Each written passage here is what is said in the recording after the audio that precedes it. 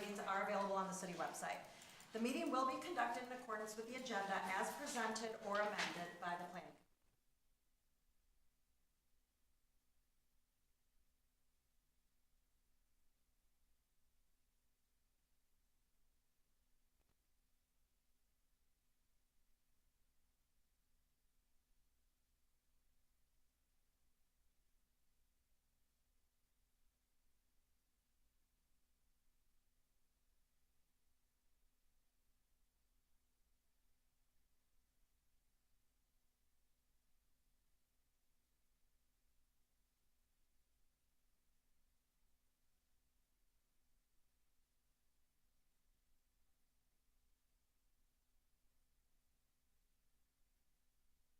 Silent mode or turn it off.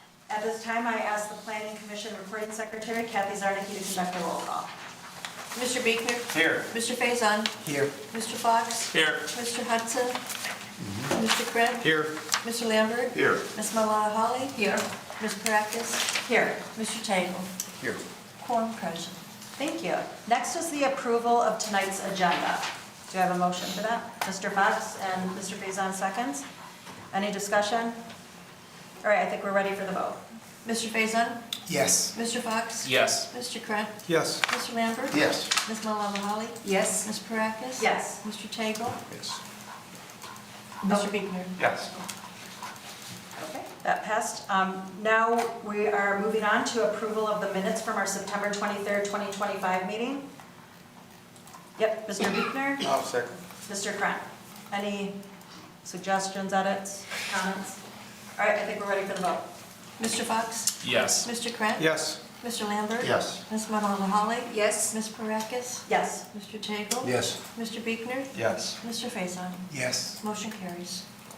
Great. Now we're on to public comment for items that are not on the agenda tonight. So if anyone's here to speak about something that's not on tonight's agenda, please make your way over to the microphone. Okay, seeing nobody, we're going to move on to our first item, special use approval.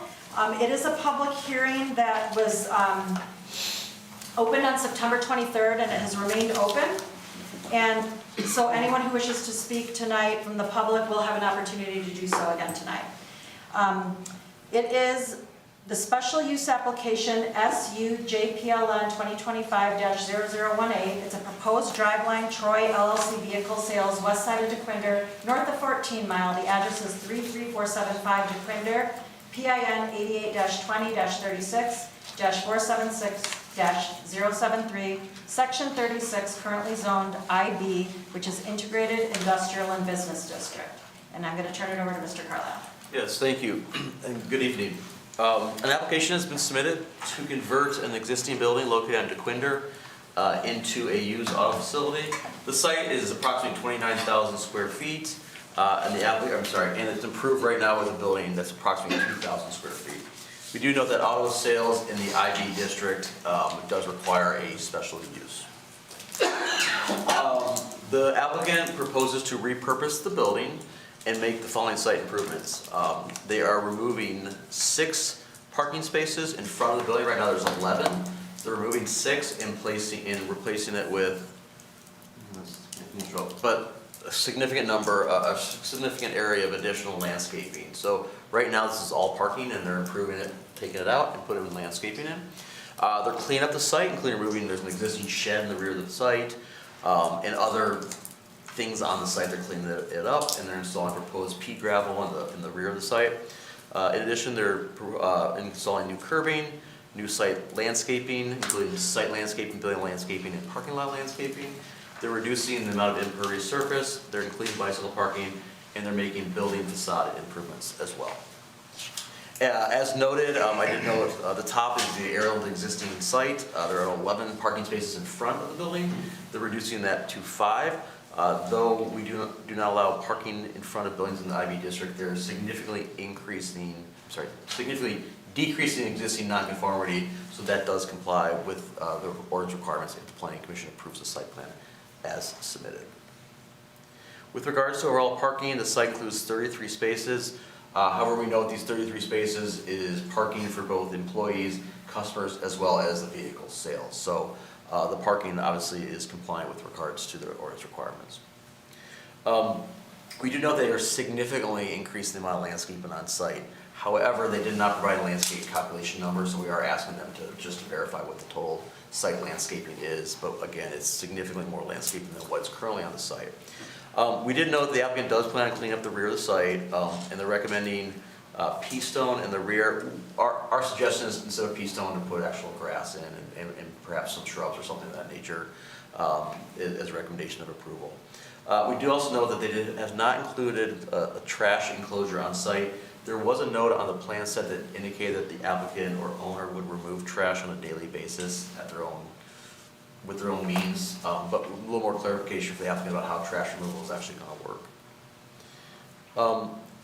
I'm not sure the lighting plan was actually put in the packet. It was submitted for us to review. You have a copy of it here handed out. They are compliant. They are proposing one new parking lot light. It's located at that blue dot kind of in the center there, with nine building lights. We note the fact that the maximum foot candles on the site are compliant. It's not overly lit, but we do note that they slightly exceed the foot candle level along the southern and northern property lines. Again, that's a really pretty easy fix, and they're just slightly over the requirement there. Can I jump in real quick? So I handed out the first sheet. There's 6 sheets in total. It's on the drive. If you want us to pull it up, we can go through it. We're happy to do that. But overall, the sight line is sufficient and compliant, other than that issue along the northern southern property line. The applicants, the existing building is on the top there. The proposed changes are on the bottom. The proposal is to keep the building as is, but paint the building primarily a dark gray color. We note that a fresh coat of paint certainly will help the appearance of the building. However, we asked the planning commission if there's some additional architectural requirements that should be included as well. This is a special use, so there are special use standards the planning commission should consider. There are 7 special use standards for the planning commission to consider. And there are also 3 additional site plan standards the planning commission should consider. We are strongly supportive of the reuse of the building and find it's a good improvement for the site itself. However, we do think the planning commission should discuss the following items. One is clarify if auto repair will be conducted in the building. It doesn't appear that it will be, but we just want a clarification for the applicant if it will be. Have the site plan standards been met? Have the special use standards been met? And should there be additional architectural improvements as well to the building? If the planning commission does recommend approval or does approve the special use and site plan, we recommend the conditions that they reduce the foot candles along the southern and northern property lines, provide a landscape calculation, replace the pea stone with grass, and provide trash enclosure location and screening details, or at least provide the information on how trash is being removed from the site. Thank you.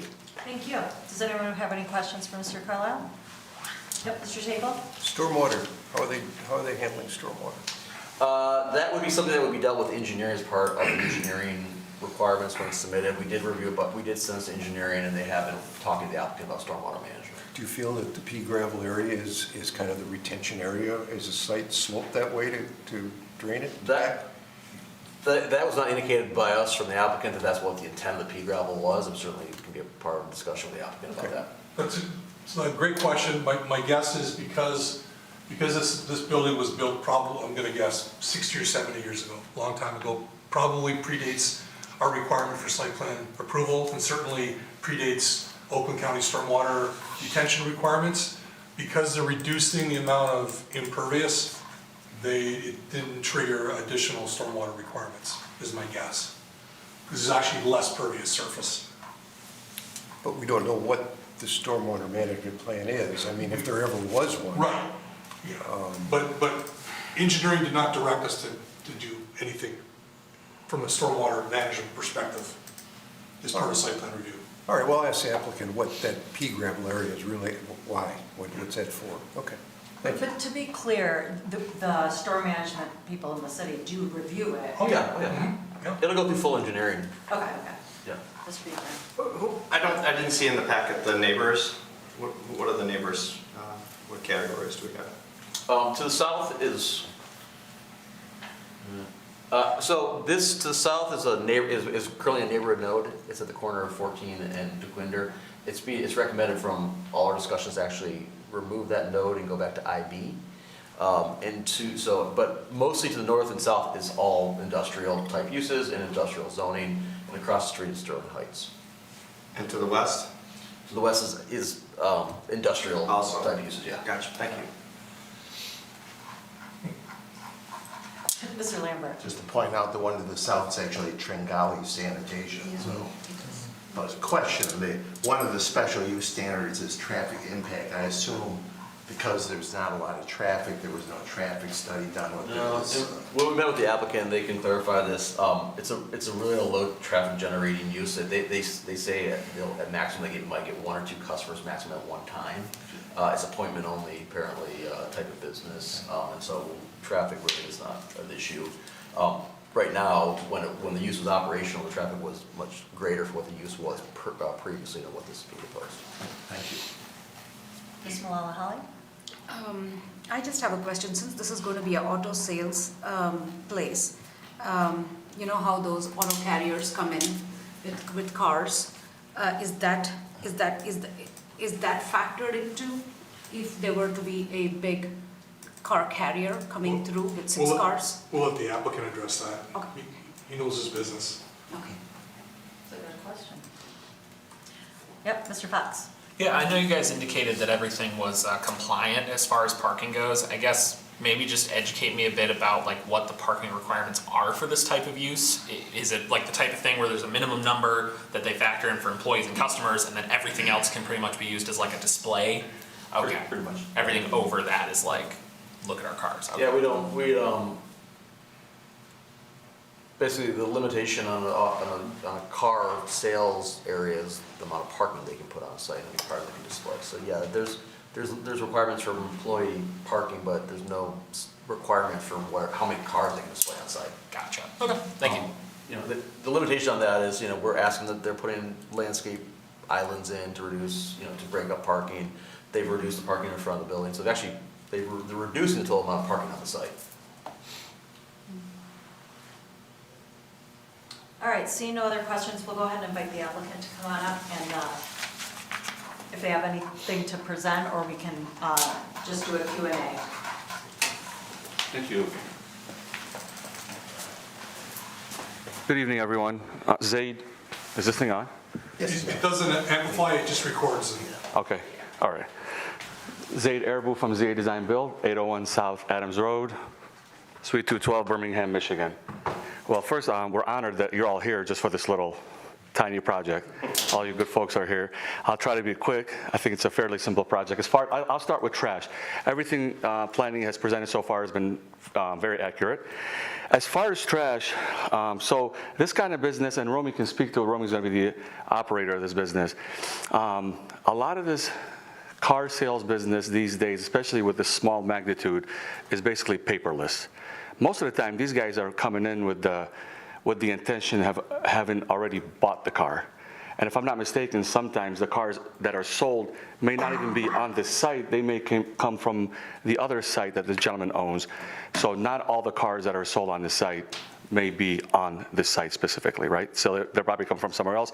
Hardly any paper, whatever little trash they have from break room or whatever, they'll just take home with them. We just didn't want to put a cumbersome, just a big old 10 by 10 dumpster enclosure that's barely going to get used, that it's more than likely going to get dirty possibly, and we felt like it was unnecessary. That's why we did not propose a dumpster enclosure. Obviously, it's weird, this restaurant doesn't have that's a restaurant, right? Mm-hmm. Yeah, it doesn't have a dumpster enclosure, no grease trap, so I don't know what they're doing, but we don't need it, hardly. All right, landscape total square footage calculations, we'll work together on that. I'll get that over to you.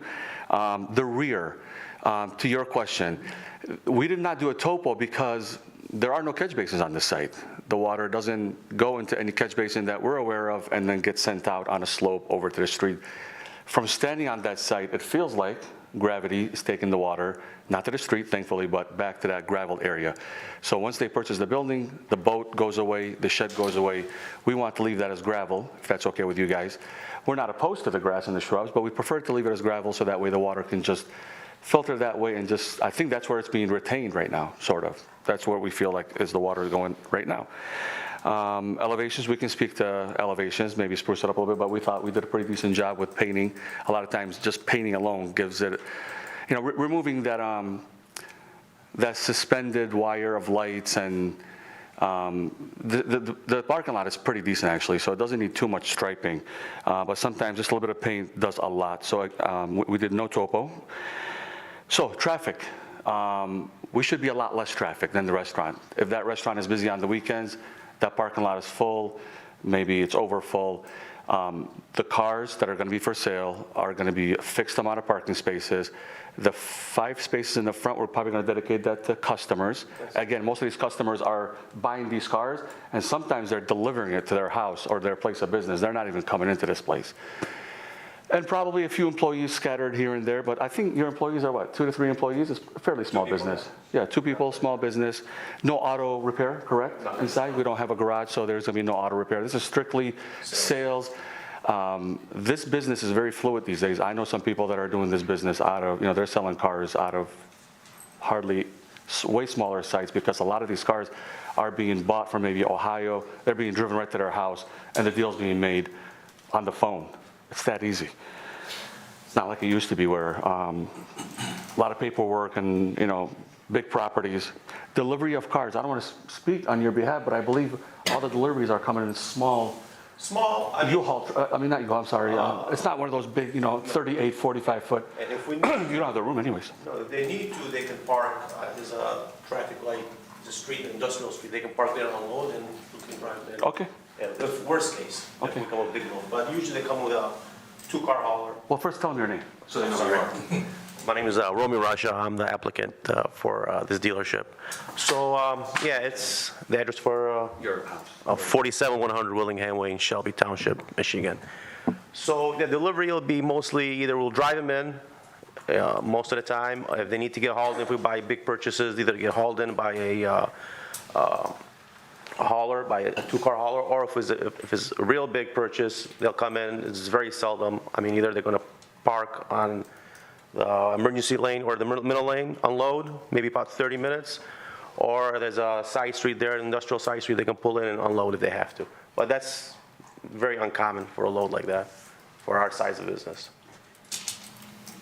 What else we got on there? That's it. Everything they've asked, I've addressed, and we're here to answer any other questions that you got. Yeah, Two Mr. Trent. thoughts. One, the lighting. So because you're slightly over the foot candles on the north and south perimeters, how can you reduce that lighting? Because you've got 6 on the building and 1 in the parking lot. That's easy to reduce. That's just light intensity. We can use less watts, so we can redo the photometric study, and we'll work with planning to reduce the lighting on the site. Okay? Yep. And all the lights they're all shielded, so nothing's gonna filter into the neighboring, even though these are industrial. You can't really go into the neighbor, but I don't think anybody's gonna pick a fight if there's a little light on their property. These guys are,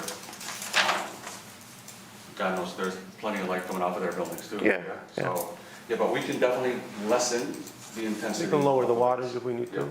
Yeah, that's what. The second part is, where do you prep the cars? The prep cars, most of the time we buy the cars already ready to sell. If we need to prep them, we have another site on 9 Mile, or if it needs repairs, we got people that we deal with, get detailed. And once it gets ready to sell, it comes to the lot, post it, and ready to roll. Okay. Yeah. So in other words, nothing's going on at this property? There's no washing? No, there's nothing I can pull a car in right now. Maybe washing the car, maybe, and I don't think so. Most of the time at our dealership there, we take them to a car wash. We had a deal with the car wash company there, and we pay a monthly fee. We wash all our cars there. Nothing gets done on site. Before we move on from the lighting, really quick, I just want to follow up. Is it my understanding that the lights are going to be on 24 hours a day? Lighting for the parking lot? Meaning, I guess, overnight. The lights will be on at all times for security? Yeah, Typically dealerships are, because for security purposes. But yeah, most dealerships, you drive by at 2, 3 in the morning, they'd love to not have them on because it costs more money, but for safety purposes, it's best that they stay on. Because I had mentioned it to you, this was sort of the photo of it being, the place being lit up, right? And so there are residential homes across the street, across DeQuinder. So I just want to make sure when you're reviewing the lighting plan that it doesn't look like it's glowing So if I'm not overnight? mistaken, all the lights are wall packs. We don't have pole lights, right? I think there's, the wall pack, there's one. There's pole one, light. okay. Yeah. So most of it is wall packs. So wall packs aren't extremely intense, right? The pole lights are, and I think your city's maximum is like 15 feet. So those give off way more light. We have one pole light and the rest is just wall packs, which are typically about 80 inches off the ground, I want to say, 6'8". And it's not that bad. It's mostly a washing of the surface, not so much that they're so high, and then when you're driving from like this position, the light is in your eye. It's mostly washing the surface of the parking lot. Okay. Wall packs are anyways. Mr. Fox? Yeah, I don't know if this is an ignorant question, but you guys are literally sitting right next to Tringali Sanitation. I mean, is it one of those things you just like walk your trash bag over instead of having a dumpster to haul? I don't know. I don't know how it works with those kind of places. Walk across the Quinder. We don't have that much Isn't that waste. Tringali to the south? Yes. Or- Yeah. Okay, yeah. And there's not much waste, especially if there's no repair at the site, is all paperwork gets shredded. Oh, yeah. Maybe a kitchen garbage bag a month Sure. of paper, maybe. So just, I mean, I just take it home, my other dealership, take it home and drop it at the house. Cool. Thank you. Yep, Mr. Lambert? Looking at the elevation, is that essentially the result of a paint job, or is there some brick along the bottom? It's all painting? No, so the bottom is brick. Okay. There's a 2¼ inch sill that gets painted, and that blue gets painted. It looks brown to me, but I guess maybe it is gray. What color is that? It's like darkish It's gray, like a okay. yeah. So it looks like a cabin, obviously, a little bit. Sorry. Yeah, it looked like a tiki place before, but now it's gonna look more cabinish. So yeah, we're just painting it on the bottom, painting it on top a darker color. And it's not, nothing to write home about, but it's better than what's there. It looks like a two-tone. Is that a two-tone brick? Yes, sir. Yes. Oh, no, that's just probably, sometimes these images, if they're not rendered very well through the renderer, it looks like it's two-tone, but that brick that's there currently is getting painted one monolithic color, which is kind of like Like a that tan? light gray. No, it's light gray. So it's light gray on the bottom, dark gray on top. Another question. Yes. And the chimney's light gray, of course. Looking at the building, it appears that you put in new windows and new doors. Is that true? No, sir. Those are all existing, so that, oh, I see what you're saying. You're saying, yes, The front door, we're gonna, I think the render went a little bit wild with the windows. The windows we're keeping, but the door, we're definitely gonna change. we're gonna because change that's- this little old door. Yeah, we It's a want little that. glass door. Yeah, Okay. up to code door, with a 10-inch kick plate, all that good stuff. But the windows are gonna remain. They're vinyl, residential style windows. Mr. Shagel? On the floor plan, there was an area called the garage, but there's no access to this room called the garage. So that's a mistake. We were thinking about a garage before, we were thinking about lifting the back of the building, we were thinking about putting an overhead door in the back. That note remained and shouldn't have. I can remove that for the revised drawings. But there is no garage back there. It's basically, Just a regular door. can we go to the floor plan just to see what it looks like? Because I think it's just you walk in, there's a couple of desks up there. Well, right now, the plan shows an open Oh, the room. floor plan present. It's an open room. Yeah, there are a couple of rooms back there. That's where the kitchen is currently. We're gonna just, we'll submit construction documents that reflect, structural engineering, electrical, mechanical, plumbing. But there will be no more garage. We scrapped it because this 9-mile site takes care of that. It just made no sense to do the work. In 2 different places, now you're hiring 2 different people, everything there, drive the car over here. That's right. Yeah, that should be just back area, storage, whatever. It's nothing, it's actually more space than he needs. Yeah. That's his office, 2 spaces in the front, small little waiting area, bathroom, and then those 2 rooms at the top right are actually existing, they're mechanical rooms. So where that door is, we were proposing garage at one point, but we nixed that idea. It just made no sense for him to hire people, bring them here, insurance, liability, fix everything in 9 Mile, wash it there, clean it, bring it here. This is a clean site for the purposes of sales only. So Go ahead. we actually have more used car dealers in the city than you think. The difference is, Romy wanted to display automobiles. We have a lot of dealers who, the state of Michigan requires you have an address. If you want a license in the city, you have to have a physical address in the city. So a lot of places get an industrial address, and they don't handle as many cars, as much inventory as Romy does, so they have 2 or 3 cars, they park them inside the building, they don't display them, you don't even know they're there. The reason I know that is I have to sign the forms for the state of Michigan, so. Interesting. And I can tell you also, if you don't mind me sharing, Romy, he's been trying to find property in Troy for quite a while, and we've had a number of meetings, and I'm glad you found a place. Thank you, sir. All right, I have a couple of questions about circulation. It seems to me that it would make sense, if it was like, the north side would be the entrance, and it would be a one-way, and then people would exit on the south, just because of the way that. it is. Because of the angled parking spaces, it pretty much is. Okay, because there was no circulation plan, so in other words, there's gonna be signage showing that do not enter on the south, and the entrance is on the north. I think that's how the site is anyways. I believe you enter, that's why those parking spaces are angled. And It's currently that way as a restaurant Okay, right now, yeah. We Okay. could, if we need to put a sign, we can put a sign. And we added these 4 islands here, yep. just to lessen the impervious surface. And Of course. can you just confirm that there are no parallel parking spots along the south? I saw that too. Because they are there now. Yeah, so we removed the parallel parking, but I'm gonna be honest with you, full disclosure, if he has a couple of extra cars that are, and he doesn't have space over here, is he not allowed to put a couple of cars here until they're sold?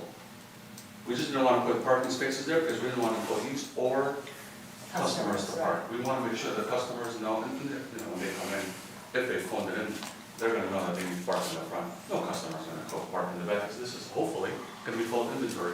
Right. Yeah. I mean, I don't know the answer to that question. It's wide enough to have parking. It was wide enough for parallel parking. It's wide enough if it's one way. That's right. Yes. It was wide enough for. So when you make the changes that we talked about, the simple changes, Yeah. stick it. With some parallel Stick parking. an arrow here that goes this way and stick an arrow that goes that way. And signage. And put the spots, because, I mean, we should know how Yeah. many spots there are. Yeah. Okay, we can put that up. And then I also would like to recommend that you connect the sidewalk on the east side of the building and the west side of the building, either on the north or the south. It doesn't have to be both. But for people going from the back to the front, it would be nice for there to be sidewalk around the building. Sure, connectivity? Yeah. Yeah, we can do that. Let me see here. Connect rear to front. And straight, walked.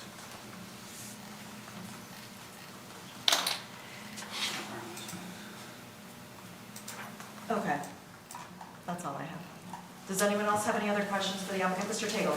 Just an observation, I don't know how you're handling your roof water, but it looks like it's going to spill right onto the walking surface, and that is a lawsuit waiting to happen in Michigan. So just however you're handling and discharging, if you've got a gutter there, where's the downspout, where is it draining? Because if it's draining across a sheet flow parking lot, That's right. you're going to get ice. You're going to, For there's sure. times of the season where you're going to get ice. And I'm But- telling you, So it's a north-south gable, and if there is not commercial gutters there, we can certainly put gutters from front to back, and then send them to do downspouts. And we can talk about, well, that's the going. issue. Yeah. When it's coming out of the downspout, it's Yeah. going across the parking lot. So that part is the back, so we're hoping that part, that there be no customers back there, so everybody just has to be extra careful, which are the workers, people that are. I know Just what an you're saying. observation. The problem is we Yeah. can't go underground to connect to a storm. I understand Because we that. don't have it, yeah, But the law doesn't consider that. No. If somebody slips and falls and breaks a leg, yeah. so. We can always put snow jacks over there to help a little bit. You know, I just pulled up a picture because I drove over there a few days ago, and there's a bunch of stuff on the roof. You brought that up, and that is all, I'm assuming, going to be removed? What kind of stuff? you're talking about? Vents and, yeah. Yeah, there's a, Well, there's a picture, can we go there? There's a picture. it looks like kitchen venting. Oh, so you're talking about probably makeup air units and things that pertain to a kitchen. We're gonna clean that up Most because, of the stuff's gonna get removed. yeah, I'm sure there are leaks coming out. Yeah, I mean, you can see it in that picture, Yeah. yeah. There's like a bunch of The stuff. venting stuff is gonna get removed, anything Venting that's, stuff. the kitchen related is gonna get removed. It's a big gut job inside. It's a kitchen, it's an old kitchen, it's an old restaurant that hasn't been maintained. So Okay. there's gonna be a total cleanup on the inside. The Okay. construction documents will reflect that portion of the project. Okay, I was gonna ask if you would consider putting maybe some windows on the side, but it's probably, So that's where the Maybe think desks about are, that's what, and, I'm not a big fan of having somebody sit somewhere to do business and have a window behind them. I was thinking like high ones just to let the light in, and just to break up that, So believe it or not, those two windows on the side, The door, which is gonna be glass, it's not right now currently, as you can see. I mean, there's a side light inside the door, not much in this style. And there are 2 windows in the front. That brings in a lot of light into that sales area where people are waiting. Fair enough. Does anyone have any questions for the applicant? All right, thank you very much. Thank you. The public hearing? Yep, I'm going to go ahead and open it up for the public hearing, if anyone's here to ask questions or make comments. Can I actually add one more thing? I'm sorry. Let me close the Okay. public hearing Okay. first. All right, I think we're going to go ahead and officially close the public hearing. Yeah, if you want to say, would you go up to the microphone just to make sure it gets recorded? Well, we appreciate you guys being here, of course, and whatever decision you have tonight, we respect it, but just want to, full disclosure, he has to close in 10 days, so hopefully we get a good answer.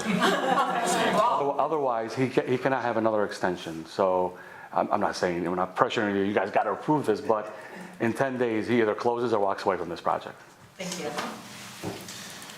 All right, we're going to turn it back to planning commissioner discussion, and as we know, we like to put a resolution out there before we start our discussions. I would just make a recommendation for whoever wants to make that resolution to include all of the things that are sort of open questions. If you wouldn't mind, Mr. Calero, putting up one of the slides that indicates, like, for example, we've resolved the trash issue, so that Page doesn't- 21. Thank you. The trash doesn't need to be talked about, but it should include, I think this is a question I have for the planning department in terms of, they said that they're gonna work with you about the missing landscaping calculation.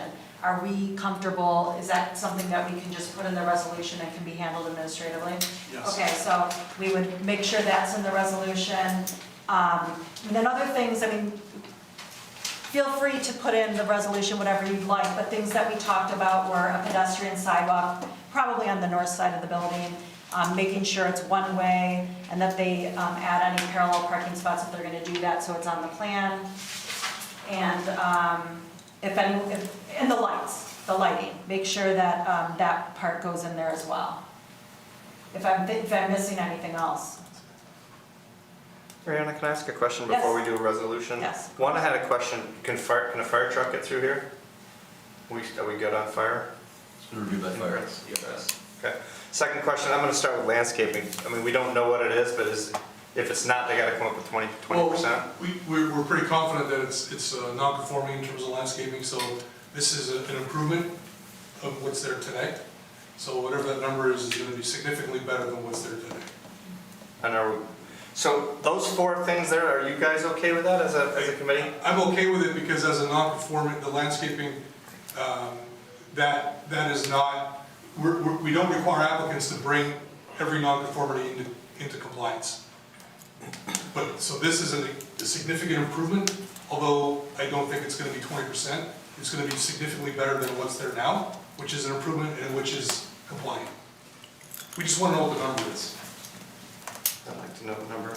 If he puts grass where the pea stone is, do you think that's the 20%? Could get in there. I think it'd get over there. Okay, so maybe the resolution would require that, if that's what we feel more comfortable with, having it comply with the 20%, maybe we make the request that it be grass. And then, does every location have to have a trash enclosure, or are we allowed to say, I'm just gonna break, take my garbage home? The requirement is, the requirement in the zoning ordinance is, if one has a trash enclosure, it's to be screened per the standards of the Troy ordinance. There's no requirement that there be a trash enclosure. There's at least one instance in the past I remember. Now, I don't remember specifically what it was. It was a use that was comparable to this. It was if I recall, it was a very, maybe Kathy remembers, I don't, but it was a very small office building with a small staff that didn't generate, if this sounds familiar, didn't generate a lot of trash. You know, maybe they took their, like they took their lunchtime garbage home at the end of every day in their lunchbox. That was all the trash they generated. I remember us approving that one time in the past. But there's no requirement to have a dumpster. And then like, water that goes away from rains, detention type of thing, we just don't worry about that? I thought a new cell, they have to meet criteria for that. So if they were to propose taking this building down, they'd have to comply to standards, Oakland County standards. They're repurposing the building, they're making changes to the interior and exterior of the building, but they're not changing it, and they're reducing the amount of impervious surface significantly. So that does not generate compliance with stormwater requirements. Okay, thank you. Mr. Faison? The only point I was gonna make is, I agree with changing the pea stone to grass, but I don't think it needs to get to the 20% for all the reasons Brett said. It's great if it does get to 20%, but if it does not, I think it's a significant improvement over the existing non-conforming. Okay, so that's like an important distinction, whoever is making the resolution, if they wanna. I'll make it. Can I just, I have one more question. You know how, I can't remember the term, but when we did the land bank parking? Parking? What isn't that something like grass, gravel? What is that material? Well, so land-based parking is simply, there's two things here. Land-based parking itself is just simply, you show parking on a site plan, but you don't build it. Right. Grasscrete is kind of what we're talking about, what you're talking about, Yeah. where you actually have some form of, like an impervious surface that you can park over, and typically it's this concrete paving with grass that grows in between it. Okay, I don't know why I brought that up. I thought maybe that was like a good compromise, but I don't know what I'm talking about, maybe. Maybe that doesn't make sense here. I don't think it necessarily needs to have, I don't think Yeah, it's okay. applicable here. They don't, it's a little bit different because they're a Yeah. car dealership Yeah. and they're gonna wanna park cars. Yeah, no, I meant in that area in the back, to use that material, but that's really. They're not claiming they need it for parking, Right, so let's I just keep it as know, grass. I know, yeah, okay. All right, does anyone want to make a resolution? I'll do it. Yep, thank you.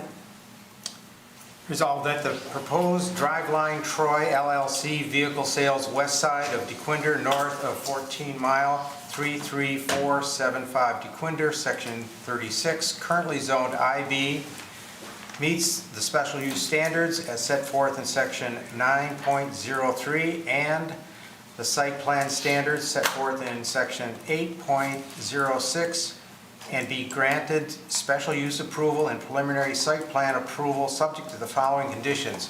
One, reduce foot candles along the southern and northern property lines to meet our requirements.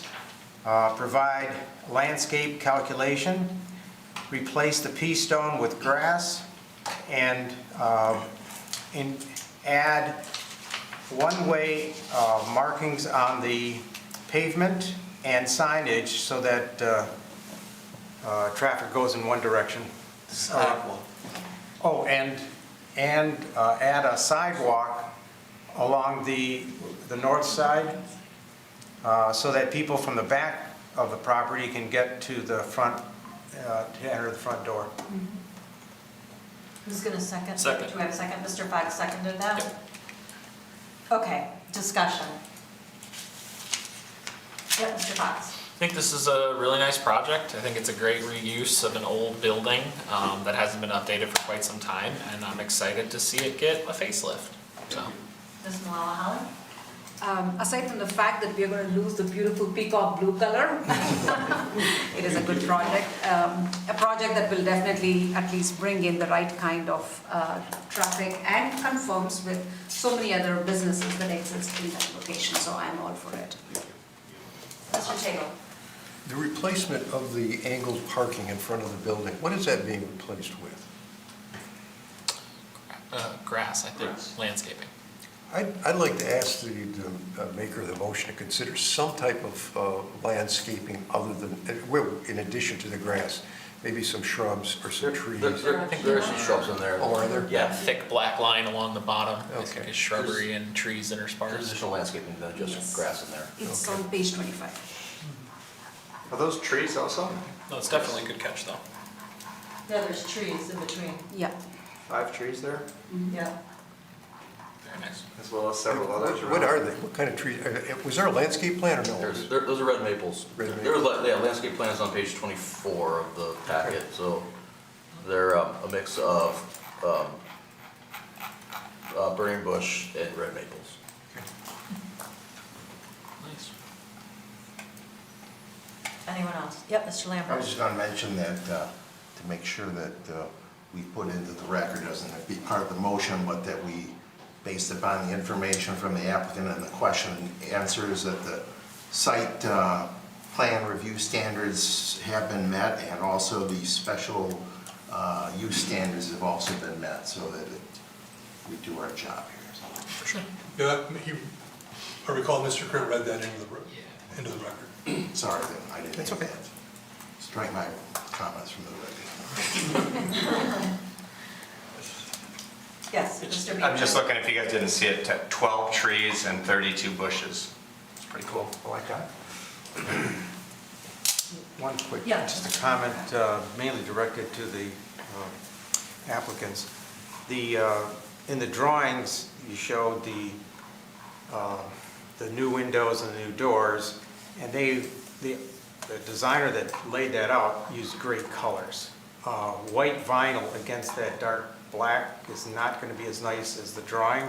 I would suggest you have that vinyl painted with vinyl paint to be similar to what the artist provided, because it really looks much better with the colors instead of white against the dark, almost black.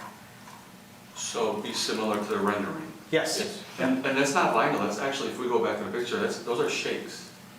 The window frame. The window frames, they're white On the vinyl. white vinyl window frames. Yes. Paint those to make them look a little more elegant. Yeah.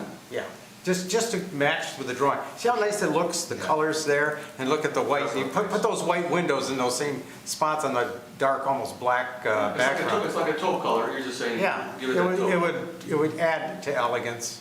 I mean, it's, That's easy to do, you can paint on that vinyl. yeah, just a suggestion, not a resolution item. Any other questions, comments? All right, I think we're ready for the vote. Mr. Krant? Yes. Mr. Lambert? Yes. Ms. Malala-Holly? Yes. Ms. Parakis? Yes. Mr. Tagle? Yes. Mr. Biegner? Yes. Mr. Faison? Yes. Mr. Fox? Yes. Motion carries. Thank you, everyone. Thank you. Welcome to Troy. In 10 days. Thank you. Thank you so much. Yeah. So can I ask a quick question though? So make the revision, send everything to Brent for administrative approval? Yes. Then construction documents, CO, then Engineering. open up. Yep. Engineer, okay. So go close on the building. Thank you, guys. Thank you. Is it, you live in Yogi? Yes. How do you know that? I know Yogi. We've Oh, of used him course. before. Yeah, Yogi's the best. Yes. I love Yogi. All right, guys. Thank Good you. night. Have a great night. All right, next up on the agenda is our zoning ordinance text amendment. File number 258, neighborhood node revisions, and I'm going to turn it over to Mr. Carlisle. Yeah, so, I think we're really close. I hope we're really close. As he looks at me. I'm looking at everybody. I'm looking at everybody. Just kidding. So, in our opinion, really, there's two outstanding items that need to be discussed, and then once we get through this, I think we're ready to take it for a public hearing, we hope. The first issue is regards to the setback and greenbelt provisions. Right now, the ordinance requires, regardless of the different site types, adjacent uses, et cetera, it's 20 feet or the height of the building for both setbacks and greenbelt. Mr. Krant has suggested increasing those to be the rear yard, to be equivalent to the adjacent rear yard setback of the zoning district. We reviewed that and we respectfully have offered alternative language to that provision. We found that many of the rear yard setbacks, they vary from 35 to 45 feet in requirements, and especially on some of these smaller parcels within the nodes, that would significantly impact and severely limit potential development. So rather than doing one blanket setback requirement, we kind of broke it down based on the different site types. Site type A's are the most intense site type, they're the largest, they allow the most use. And so for that, we think it should have the largest setback. So it meant to be 30 feet, so it says with site type A, it'd be 30 feet or the height of the building, whichever is less. Step it back to site type B, it'd be 25 feet or the height of the building, whichever is greater. In site type C, smallest site would be keeping it at 20 feet or the height of the building. So it does increase up to 30 feet for the larger sites. It doesn't go as large as what was suggested to meet the rear yard of the adjacent single-family district. But we think this is a good gradual approach to increasing the setbacks in the green belt. So that's our proposal for this provision. Sorry if I may ask a question. Yeah, go ahead. So for reference, how many feet, that equates to probably, so is 30 feet 3 stories? Is that like It's an a little less- accurate? A little less than 3 A stories. little bit less than 3 stories? Okay. Okay, I can see that. And it is whichever is greater. Yeah, so if the building's, if there's a 50-story building, it would go 50 feet for the Okay. setback.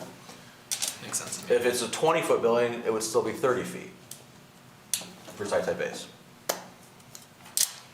Yes, Mr. Tagle? Just as a point, if they're using a pitched roof, it goes to the midpoint of the roof, it doesn't go to the ridge line. Yep. But, nope, in neighborhood nodes, we've had this issue before, it's to the highest point of the roof. Even in a pitched roof? Even a pitched roof for neighborhood nodes, yes. Good.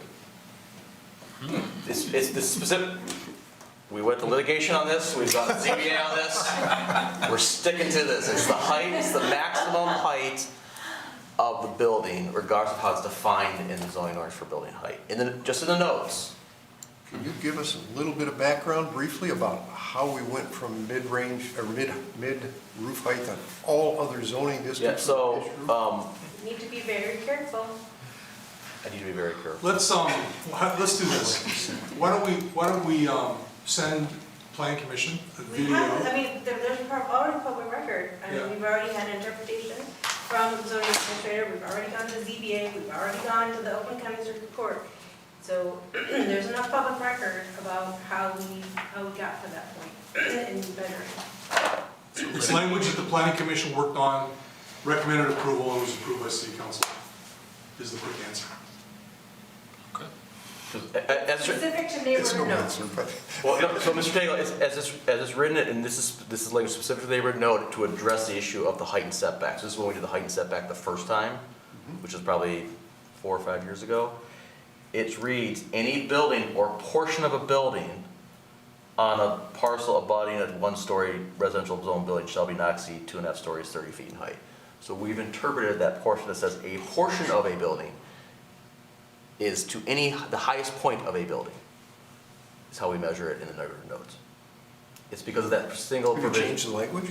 That's what the language says now. That's what we No, changed no, it have you, That's what changed it to. That's read it again? any Please. building or portion of a building on a parcel abutting 1-family residential zone parcel shall not exceed 2.5 stories, 30 feet in height. And that's the ridge, according to what you're Portion saying. of a building. Any portion of That's a how we building. interpret it, yes. And the ridge is a portion of the. Of course, of course. Okay, so maybe I'll find out later how we went from mid-rate to a ridge line. I mean, I guess I just, Legal dispute. thank you. Mr. Buechner? I think I hear Julie saying we're good with this wording, correct? I didn't say that. Was I inferring it then? I mean, this is your language. This Are is you okay with language. it from a legal standpoint? I mean, everything that we do, as we've learned, has a collateral consequence somewhere down the line. So is this sitting here today, is it fine? Sure, but is it gonna have a collateral consequence that we're not anticipating? It could. Would you suggest that we change the wording? Are you okay with the wording? I don't have a better suggestion. I'm not sure why we're changing in the first place. I know that this was something that Mr. Krent was championing during our subcommittee meetings. So that's what this discussion is for, is to see if it warrants a change in the first place. So just a little bit of background, and Ben and Brent, tell me if I'm wrong, and the rest of the subcommittee members, this was not something that was originally proposed to be changed. This was something that Mr. Krent brought to the attention of subcommittee members. We could not reach a consensus during the subcommittee, so that's why we're here. Ben and Brent, I think Ben has come up with this language to sort of accommodate Mr. Krent's recommendation. The only thing I would amend to what you just said was, it wasn't brought up at a subcommittee meeting, it was actually brought up in this room Okay, sorry. at a planning I commission. know we discussed it at subcommittee though. You're sitting right there in that chair. Well, then some, Mr. Beekner? My second question was, Tom, are you okay with the? Yes. Good. Yeah, and the only question I have is, on the second part of that, it's number 2, says the green belt shall be landscaped and screened in accordance with 13.02B. I imagine, I haven't read that. That's the screening requirements between adjacent land uses. Right, so it is, So it requires, it says a berm or foliage, Yep. green stuff? yep. Okay. So within the 30 feet or 20 feet or 50, 25 feet, you still have to put the landscaping that's required based on the adjacent land use next to it. Great, thanks. Yes. Mr. Tagle? I don't know the wording of the zoning ordinance as much as you guys do, but I would strongly recommend that we put that qualification of what that height is somewhere close to here. Because if I was to read that, I would naturally go back to, well, it's the midpoint of the height, of the roof. But I think it's really important, if it's going to be the highest portion of a building, or a portion of the building, it somehow has to be footnoted, so that everybody, when they see this, realizes that that 30 feet or whatever it's going to be is to the ridge line. I like it, The top, yeah. not including chimneys. That's good feedback. Mr. Lambert? When you were coming up with these calculations, did you test it against any existing neighborhood nodes to see how it might affect those projects that we had already approved, to say, oh, we wouldn't have been able to do that if we had these in place? I didn't, Mr. Lambert, and the reason I didn't do that is because site type B, Cs were not changing.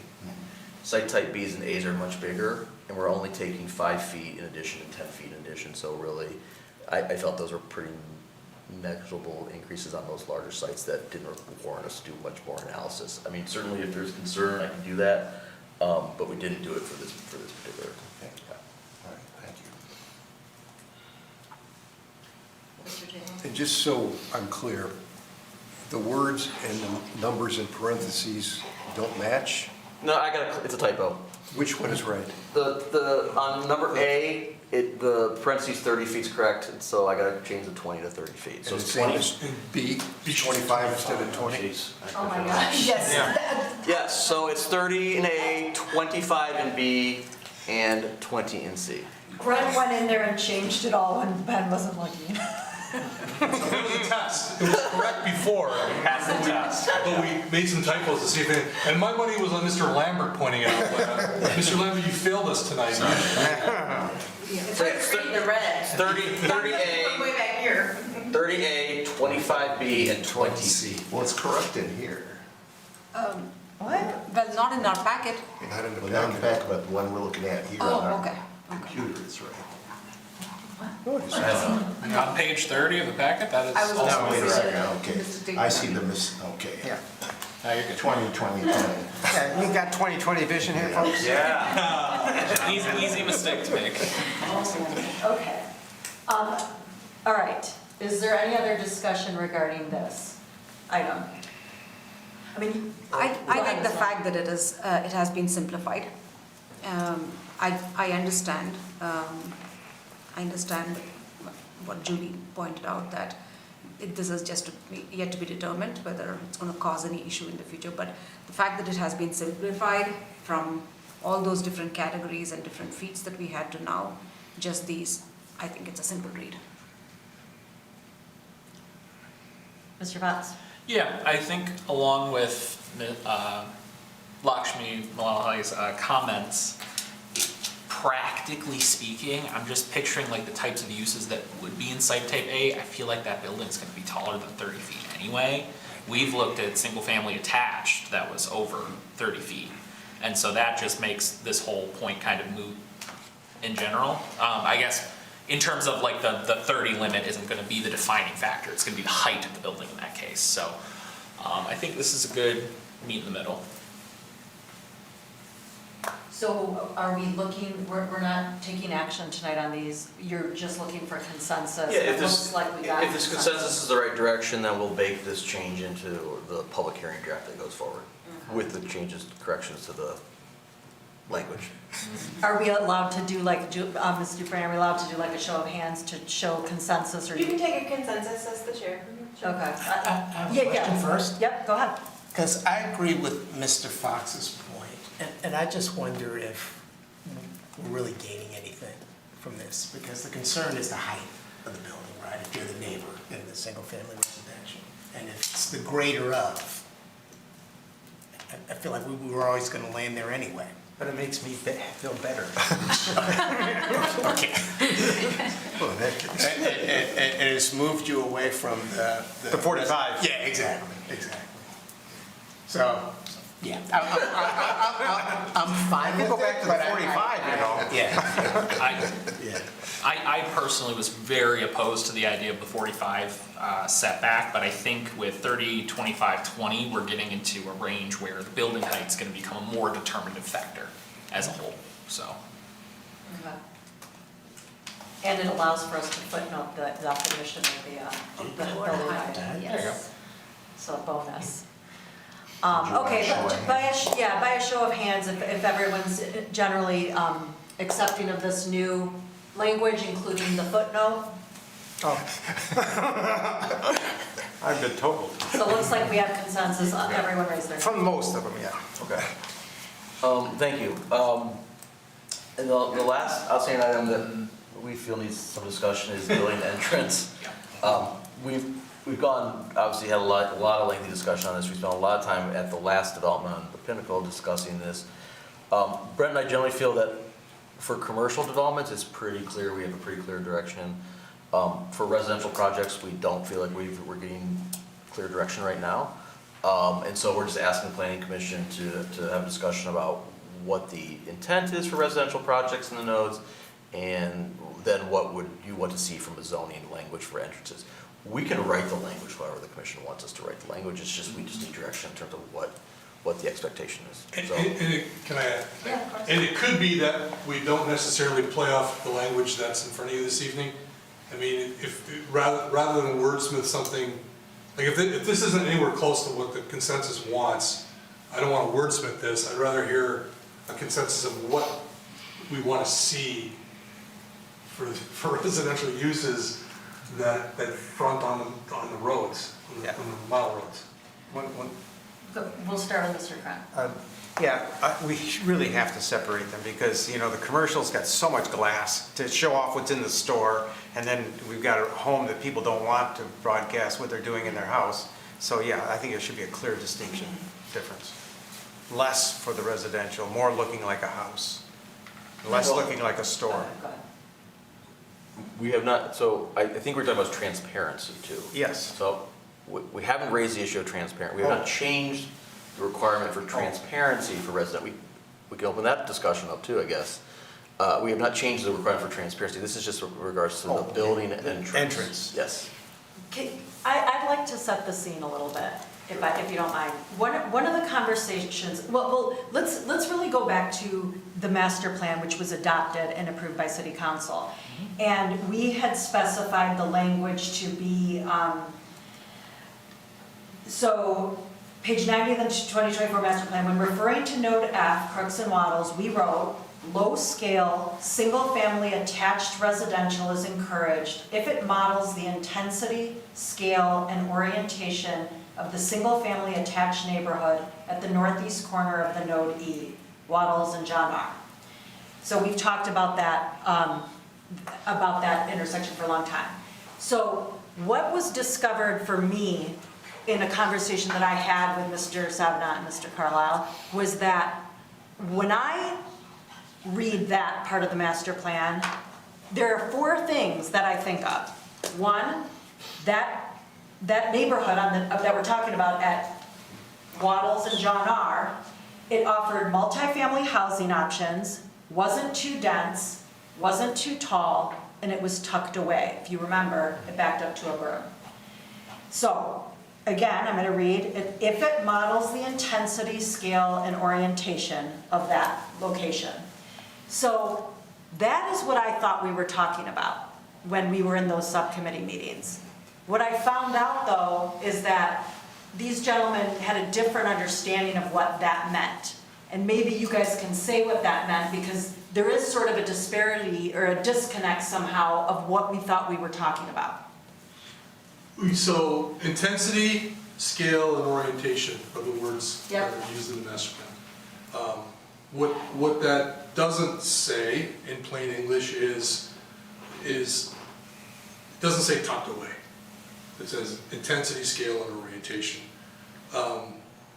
So I think that's something that we need to, I think that we need to get consensus on is it appropriate moving forward that a residential development in a neighborhood node be essentially shielded from the right of way? Myself, Ben, there's 4 of us in this room that don't vote. Kathy, me, Ben, and Julie. We will, your role in this, the Plan Commission's role in this is preparing a language that you're gonna recommend for approval and you're gonna forward to the City Council for consideration, that hopefully is good language they'll approve. We don't vote, we'll write, or help you write any language you want. But one of the things that I kept in the back of my mind when we were dealing with this verbiage, intensity, scale, and orientation, is one of the tenets of the neighborhood node is a relationship between the building and the street.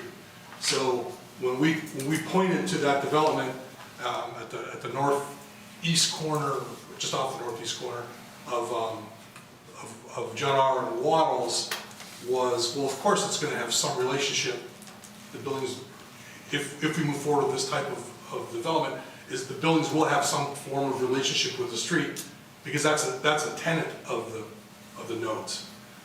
But again, it's your language, and if you feel that moving forward, that isn't as important for a single-family residential, then that's what it is.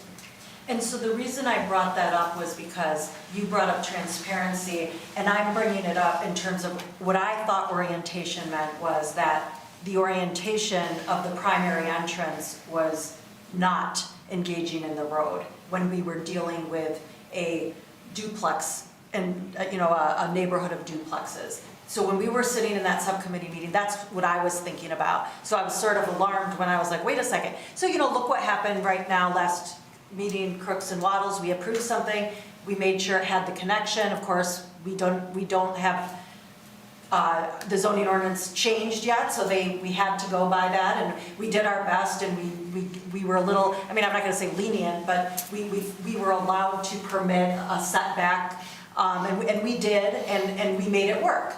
But going forward, because we're in the process of rezoning, not rezoning, sorry, amending our zoning ordinances, do we want to, at this point, talk about, if it's a multifamily, if it's an apartment building, yeah, it should engage with the street for sure. If it's mixed use, for sure. But if we're gonna get a development that looked like the one that's basically duplexes or quads, do we want to require, do we really feel that strongly about having to engage with the road? And my personal preference is no, I don't think we need to do that. I would say that the primary entrance doesn't have to. I would say the orientation can be the back, and it can be set back, and it can be, have a screen and have their backyard be private. I don't know, we don't want to discourage mixed-use multifamily, which would require engagement with the street. So that's the challenge. I agree. Yeah. Okay, I'm just gonna go down the road, okay, Mr. Faison? So is that on-plan development, is that a neighborhood node development, or is it just on a corner? It's on the corner. Okay, because I. It was done, it was built. It predated. Understood. I think technically it's in the neighborhood node, it's just that it's predated. Yeah, but it's not built to neighborhood To- to- standards, right? It was done before neighborhood notes, yes. Yeah, so I kind of agree with the point you made, Brent, that I feel like the node, it should be engaging with the street. And maybe it doesn't permit that type of multifamily housing, it's more like townhomes. That'd be my initial reaction. Okay. Mr. Taylor? I think if we defined the right-of-way, because there are right-of-ways for major arterial roads, like we saw at Waddles and Waddles and Crooks, that I don't really think engagement on Crooks is really important to be the primary entrance for those homes. However, there is a street on the front of the house. Now, I don't know if that's a private road, whether it is or it isn't, but I don't think if we have a major arterial road and we're talking about just residential properties, it gets a little bit different if you're talking about multi-use, because now, you know, you do want a presence on that major road, arterial road. The other aspect of this is, we talk about, if it's mixed use, where's the parking? Is the parking going to be, again, like we've got along Big Beaver, we've got all kinds of parking. We've pulled the buildings all the way to the front of Big Beaver. And I've heard a lot of complaints for a long time, but, well, I have to park here, and now I have to go all the way around the building. Or the property owner is saying, well, my kitchen is in the back, because the parking, you know, they're coming into the dining area or the retail area from the parking lot, and now, what do I show on Big Beaver? I show a kitchen, or I put up, you know, some type of a vinyl covering on my window so you don't see my equipment. So I think those kinds of things need to be considered as we write this language. There are situations where I think when we're talking about the blend of commercial and residential, you know, we need to think about that, and the goal should be to have that engagement with the major arterial road. But when we're talking about a development like we saw last week or last month, I don't agree that we should have a front door on Crooks Road or on a major arterial road. So I think the differentiator needs to be, what kind of road is this development on, and what kind of development is it? And to piggyback on one thing you said, John, also, if it's a duplex or a triplex or a fourplex, probably has a garage. Yeah. So it's probably, again, where people park, they're parking in the garage. Right. Yeah. And if there's a driveway, they're parking in the driveway, or they're parking in guest park here on the street. So the garage is I think, a key point. To your point, it is a little bit of a differentiator between some of the more intense, potentially residential uses. Mr. Fox? Yeah, I guess for me, one of, I guess my personal priorities for the neighborhood nodes is to create locations where people can live in and then also want to walk in and around. And I think the benefit of having like the front entrances engage directly with the sidewalk on the street is to ideally encourage that walking. Now, when you're looking at like a multifamily apartment building, like the one I used to live in that was right off of Coolidge, you know, we had the one entrance that went to the parking lot, then we had one entrance that went right onto Coolidge. My wife and I would go out that Coolidge one and we'd go walk all around those corners, right? When you're talking about like a single family home, I'm thinking like by the Kroger there, Coolidge and Maple, there are those 3-story townhomes that all have their sidewalks that go out to the front. It's almost comparable to like along Maple Road, nearby where I live at Milverton. Like you have a bunch of single family houses that go right up to Maple. That's where their driveways go and that's where their entrances are.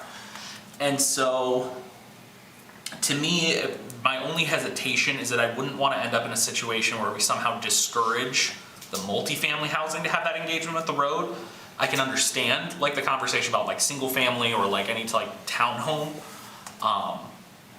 But I have also seen the townhomes, like they work, you know, like they look fine, people walk, engage with it, etc. So I would be worried about over regulating it, if that makes sense, or like I guess over pulling off the requirement, because I feel like it is important to have the requirement in situations of like mixed use, multifamily housing. You know, something we've lost in this country is that people drive, they drive into the garage, they close the garage in their house. You know, we don't have porches anymore, we don't have, but sending people out on a major arterial road is not promoting that community within the internal workings or internal layout of the property. So and again, I think the project on Waddles, just east of Crooks, on the south side, it's a large development, but if I recall, they had open spaces between the buildings that connected the internal areas, which was basically parking in that scenario, to the arterial road sidewalks. So I think there are other ways that we can connect to those perimeter sidewalks that bound the developments. But I personally would feel very strange. Now, I've lived in a subdivision for most of my life. I would feel very strange if I had a front door on Crooks Road, or, you know, I mean, you know, it's just, there's just a sense of security, or there's just a sense of, just doesn't feel right, so. Mr. Jingle, I appreciate all those comments. Can I just ask you, when you're talking about residential, are you just making a distinction between, you know, a mixed use or a multifamily, like an apartment versus, are you really talking about homes, duplexes, quads, like we just saw? Are you making a distinction? Like if we're talking about an apartment building or multifamily, I'm saying multifamily meaning an apartment building, and mixed use meaning mixed use, that you're good with being up on the road with a front door on the road? I am, because it's not a residential unit on the front. It's the mixed use, it's a commercial. Commercial. But what about an apartment building? You know, in an apartment building, Which is across the street on Crooks and Waddles, which we just referenced. right, I don't know if my front door, if I would feel with having my front door on Crooks Road or on Waddles Road would really be something that would entice me to buy that unit or rent that unit. However, if I had a way to go either way, like if say there was an internal corner, or in that case, the property to the east has an exterior connector between, you know, I can come up. You know, if I wanted to go for a walk, the idea is, okay, go for a walk. If you have to walk this way to get back out to the main road, I'm walking. If I want to go somewhere in my car, do I have to come out the front door and somehow walk around to the parking lot? You know, so I think there's ways to make that connection, but to require the front door on a major arterial road, I'm having a little bit of a struggle with that. Okay, For residential. For residential. for residential, okay. May I respond to Ms. Okay, go Pickett's ahead, comment? go ahead. To your point, actually, that is how the apartment was set, or the apartments along Coolidge Highway are set up, where like my unit goes out into a hallway and then you take the hallway to one or the other. Right. So I think that works quite well, actually. Ms. Malala Holly. She's been waiting very patiently. No, that's okay. I'm just going to use a few examples because after I saw this in the packet, I went around a couple of townhomes. And I wanted to see what kind of engagement was happening. It was good weather, so I was hoping to see some kids playing outside, and that will help me understand whether it is truly a community-like setting. So I'm going to give you 2 or 3 examples of the areas that I went into. The first one is, of course, closest to my house, which is the Livernois and Square Lake one. So as you all know, it's built parallel and perpendicular, right? So you have homes that are parallel, and then you have homes that are perpendicular. Now the homes that were sitting parallel, their garages were on the back, and as you know, the front door leads up to Livernois, but much of the garages were open. And yes, there were kids playing, and the homes that were, the condos that were perpendicular, they had their front doors also as a point of engagement. Now that was nice to see. When I say point of engagement, I basically mean that they could open their front doors and they could look out, and there were these garages that were open, so kids coming out. The second one happens to be on Ottawa Drive and Rochester. There is a very small condo complex. It's probably about 10 or 12 units max. Very small, just one straight road in there. Now there, the front of the homes face the street, but they also have the garages right next. So the engagement was literally this way, where homes over here and here, they could parallelly engage. So it was very easy to see where that kind of engagement happened. The third one that I that I wanted to see, which I couldn't see much engagement happening, however I did see some garages open, were where we had the strip that led to the front of the house, apartment. They were not apartments, they were townhomes. Unfortunately, nobody was using the front door. And the reason being... Where was this? This is Long Lake, right next to Ace Hardware. Oh. Long Lake, where front doors were a mess. Facing the brick wall. They face Ones the that wrong face the brick direction, wall, right? ones that face the street. I knew it would come up. Yeah, both of them. Ones that face the street and ones that face the brick wall. Absolutely nothing. I don't even know that they've ever opened their front doors. And very few, 2 or 3 garages only I could say, where there was, if I can say there was potential of engagement, would happen only from that side.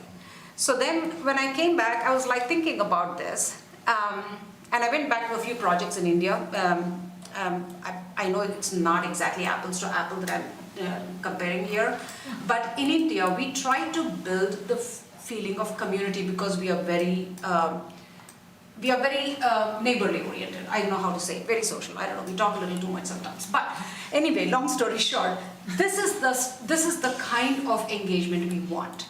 Because we have festivals, we invite people, we have decorations outside the house as much we have inside the house. And for us, the house main entrance always is the door. So it will tend to face the street. But in a newer townhomes that are being built in India, it's exactly like what is built on Square Lake and Livernois, parallel and perpendicular. Because there is no way that the design allows you in that short space to build a high intensity development to have everything face the street.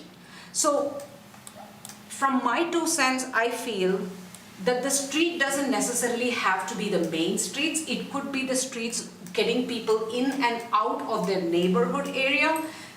That way you can see who's coming in, you can engage with people, and at the same time have the opportunity to also be pulled away from the main street. Because main street, Waddles and Crook, busy. Square Lake and Livernois, busy. I don't know who wants to enter from their front door during morning times when there's so much traffic on Livernois. And now with this new Smith School opening, I can only imagine the traffic in that corner, in that intersection. So personally speaking, I think the design should speak volumes about where the entrance should be, and to a large extent, of course, we should be very cognizant about creating that kind of a community feeling that we help create.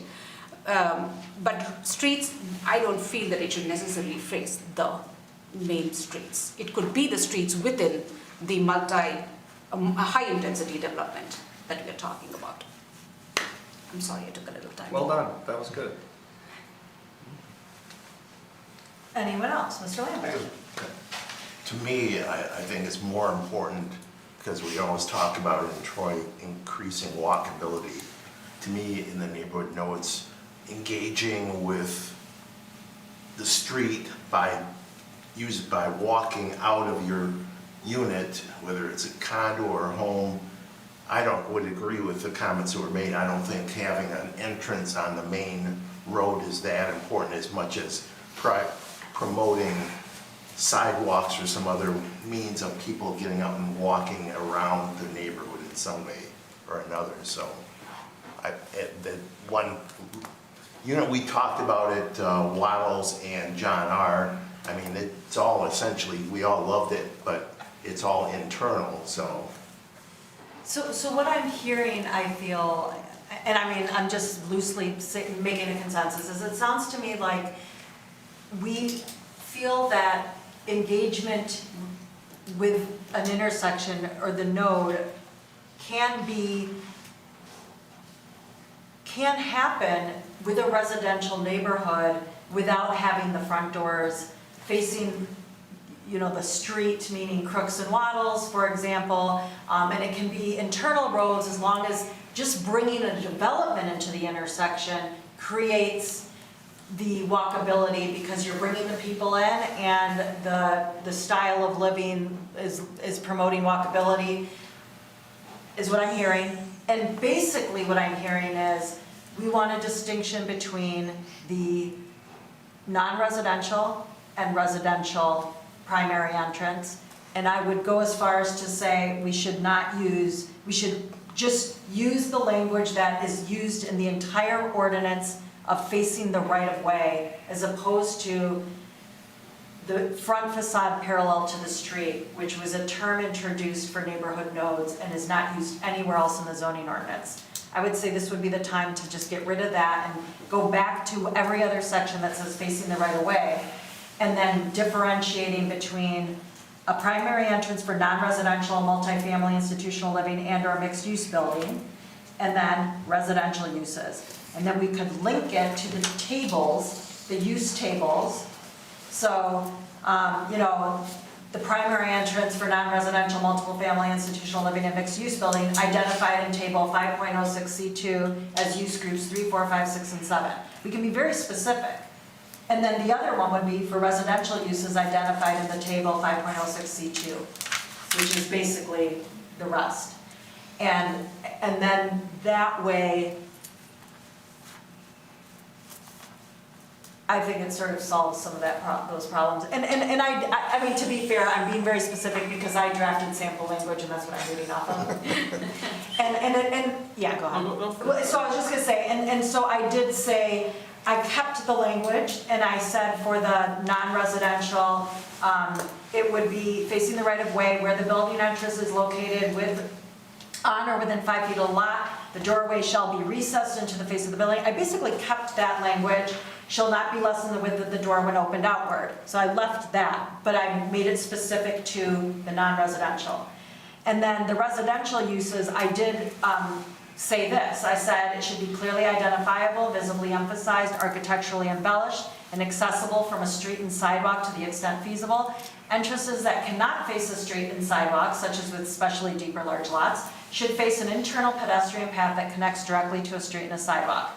Internal pedestrian paths must be accompanied by courtyards or plazas that are at least X feet from the lot line, or something along those lines. And that language was really to get rid of those front doors facing brick walls. Mr. Knox? I really like the language, if you could repeat about the circulating side, because my thought is understandable, like rotating the actual front door off of the street, but as long as there is still like sideway connectivity where it's like, okay, I step out, you know, I'm looking into my neighborhood and then I can take my sidewalk. Yeah. And there's a bunch of neighborhoods in the city that just kind of have like sidewalks that just like slip between houses. I don't know how that happened or like how long ago those were built, but I found them randomly as I've, you know, explored. But just having more sidewalks that aren't necessarily like tied to a road, it's just specifically meant to be a walking path to get you out to the sidewalk.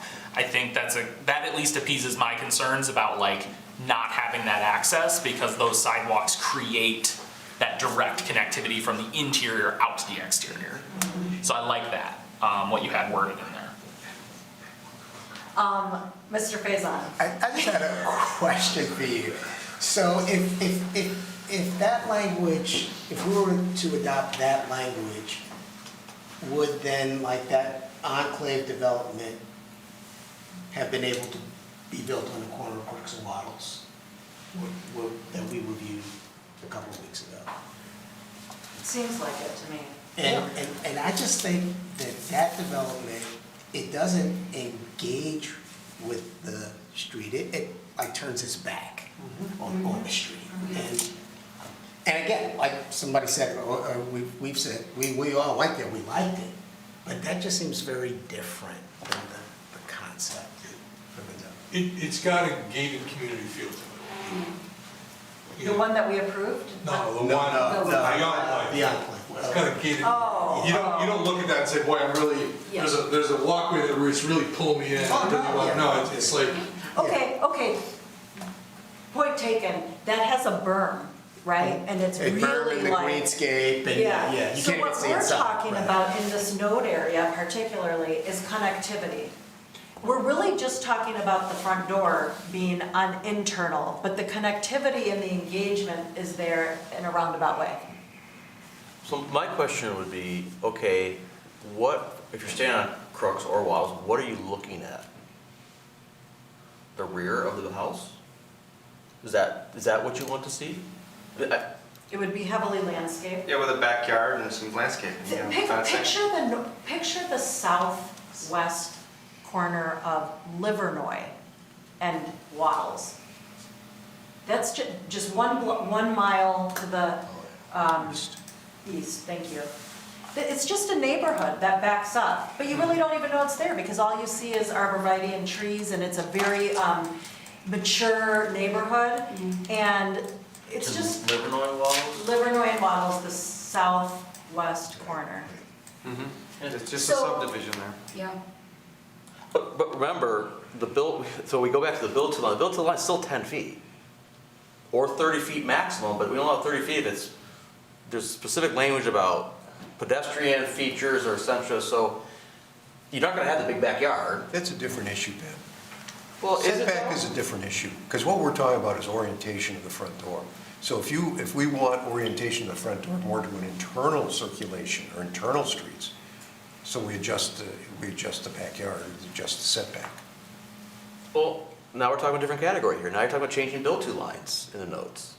Okay? Is that, okay, so. I think that's a bigger, I think that's a less evil than having a developer or having a petitioner say you gotta have your front door on Waddles or on Crooks. Okay, but I'm just saying, when you start, that's the unintended consequence, when you start talking about building entrance, now we're gonna talk about, Okay. all right, so we're opening up, okay, I'm just saying, we're opening up a whole other line of things that we need to start talking about then. So, right now, the ordinance requires, again, you have to build the building within 10 feet of the property line. You can go up to 30, but there's very strict requirements that the planning commission should consider to increase that. So, is 30 feet gonna be okay? Is that enough area between the right-of-way and the rear Well, of I the think buildings? you're getting into an area of the scale of the development too. I mean, if these lots are sized so that, you're not gonna have a lot of green space, whether it's a front yard or a backyard. They're gonna try to jam in as many lots as they can. We need to take that into consideration. But I think a more important element is the orientation of the building. And then we can develop what kind of language we want for building setback or build two lines as a response to that.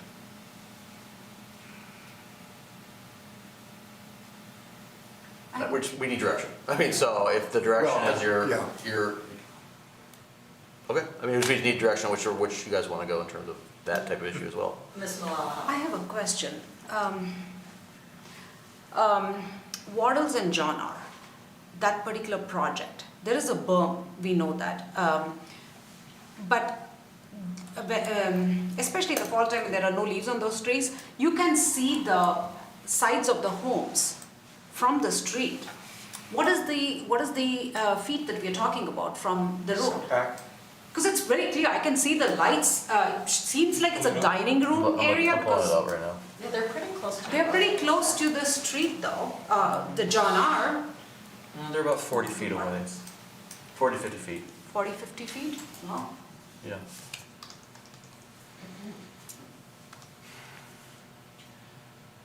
That's my guess. Let's find out.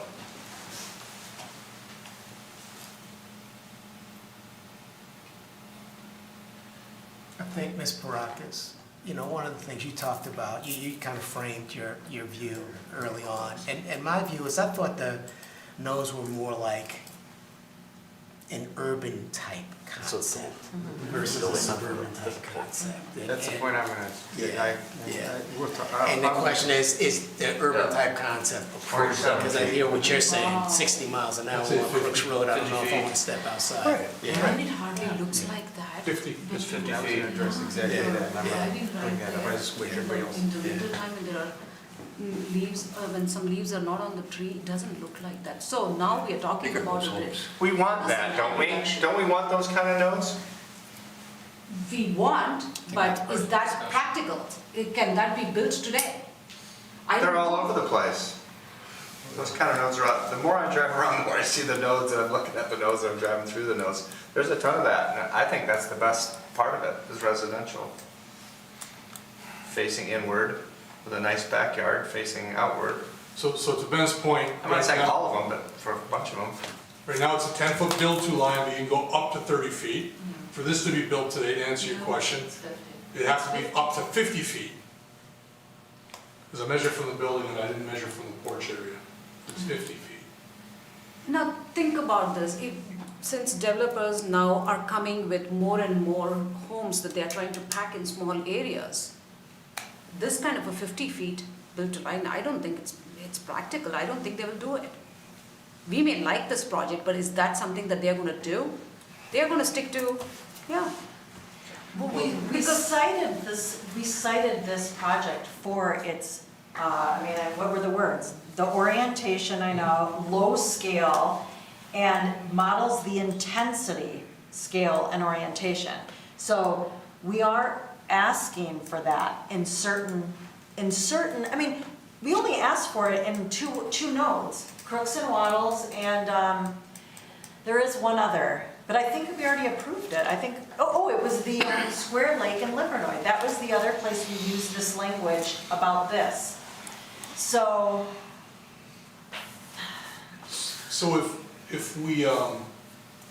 if we said that the build to's 10, but the planning commission can approve up to 50, then potentially something like this could get done. Now, with the price of land in Troy the way it is today, a lot of developers aren't gonna wanna go 50, because land, the more land they give up for setbacks, the less density they're gonna get, the less money they're gonna make when they sell or rent the unit. So, we can write whatever language you want. Keep coming back to that point. I guess, to me, what I see, I think the reason that it's been brought up at those two nodes in particular is that we have a very vocal subset of the community who lives in that area who very much does not want very like dense, like that to me is what you would define as a low impact use of the nodes. That's a low density use of the nodes. Whereas I think as a planning commission, we have to decide, do we want the loads to be low density? And based on the language that we approved through the master plan, those two nodes, sure, but in general, the nodes are meant to be more of a encourage walkability, encourage density, encourage having people where they can shop and live all on top of each other in the same place. So to that point, I would not want to see that pop up in any of the nodes other than the two that you listed that we referenced, this property regarding. So to that point, I think in a way I've come, I don't want to say full circle because I don't know if I ever fully left it, but I think it is important to maintain the engagement with the streets because that's how you get higher density. That's how you get the higher impact stuff is by not having the back facing the main road, by having the front where you can fit everything in and you can get the density that you're looking for. That's like effectively it's a single family neighborhood, air quotes, it's just everything's closer together. And I don't know if that's necessarily the intent of the nodes as, at least as I have been picturing them. Obviously, you guys all have your own opinions, please let me know. But the way that I have been envisioning it is that that's not necessarily the goal of all of the nodes. The ones we've called out, sure, but Yeah, and that's my 50 cents. Mr. Kratz. You just hit on the right words. The intent of the neighborhood nodes. There's a commercial area so people could do shopping that live nearby. We're battling residential. We put in the language to minimize residential. So why are we focused on making a residential node? We should be making, Right. it should be out of the picture. I agree with everything that's been said. I think that we are getting bogged down because of this development and the two nodes that called out this development and the fact that the current language doesn't really allow them to do that development. If we're not talking about those developments, those two nodes that call this one out, all the other nodes, I think it's okay to have it be more urban. Maybe, but I still think, personally, I think you would have struggled with the issue you did with Pinnacle if it was on that intersection or somewhere else. About whether you should have the front entrance be located adjacent to or close to a front on a major mile road. I think that issue doesn't go away. Could you remind me which one's Pinnacle? Pinnacle's the Crooks and Waddles, the southwest corner. I think the difference Oh, I though had to leave is Crooks and that Waddles. Is that the one I had to leave it for? is Okay. the changing nature of that intersection and its ability to handle the That traffic. explains my confusion. That particular node was called out for years as basically being like a rural road, 2-lane road on Waddles, and all of a sudden it was built up and very quickly, and the traffic, you've seen the traffic report. It's not good. So I think people wanted to put the brakes on the building, the density, further density at that intersection. But this issue of front door for residential has come up for multiple projects, regardless if it's just in Crooks and Waddles. You talk about the one next to the hardware store, the Haldane one that people did. So I'm not sure this entrance issue is just Crooks and Waddle. I think it's a neighborhood residential issue that we need to address. Is my point. Yeah, okay. if I may, this particular project that we are all referencing, which we like, but truly, to play devil's advocate, does it actually really help neighborhood engagement? One side of that entire project the back of the development faces the road. how much of neighborhood engagement actually is this particular development having with the rest of the intersection there? I don't think very much. And that's not our intention, right? I agree. So, I don't know whether we should really, to be honest, we like it, yes. But can we take this and put it in all the nodes, or is it practical? No. It exists then, fine. But today, our whole association with neighborhood node has changed. And if walkability and connectivity is our focus, that should not be used as an example. Mr. Tagle? Maybe there's another element we haven't thought about here. We want to talk about walkability. We're talking about, is the backyard going to be small because the Bill 2 line is whatever. Maybe what we should be thinking about is requiring a public space within the development, park-like setting or some type of a walkway element, so that, okay, because quite honestly, developers aren't going to be selling big lots anymore. It's too expensive. People won't buy it. So we're going to get smaller developments. Maybe the house will be big, but even that, I think, is starting to shrink down. So if we're talking about walkability, we're talking about the reality of we're not going to have these big lots and big homes like we used to see. Maybe we should be requiring something more on an internal scale.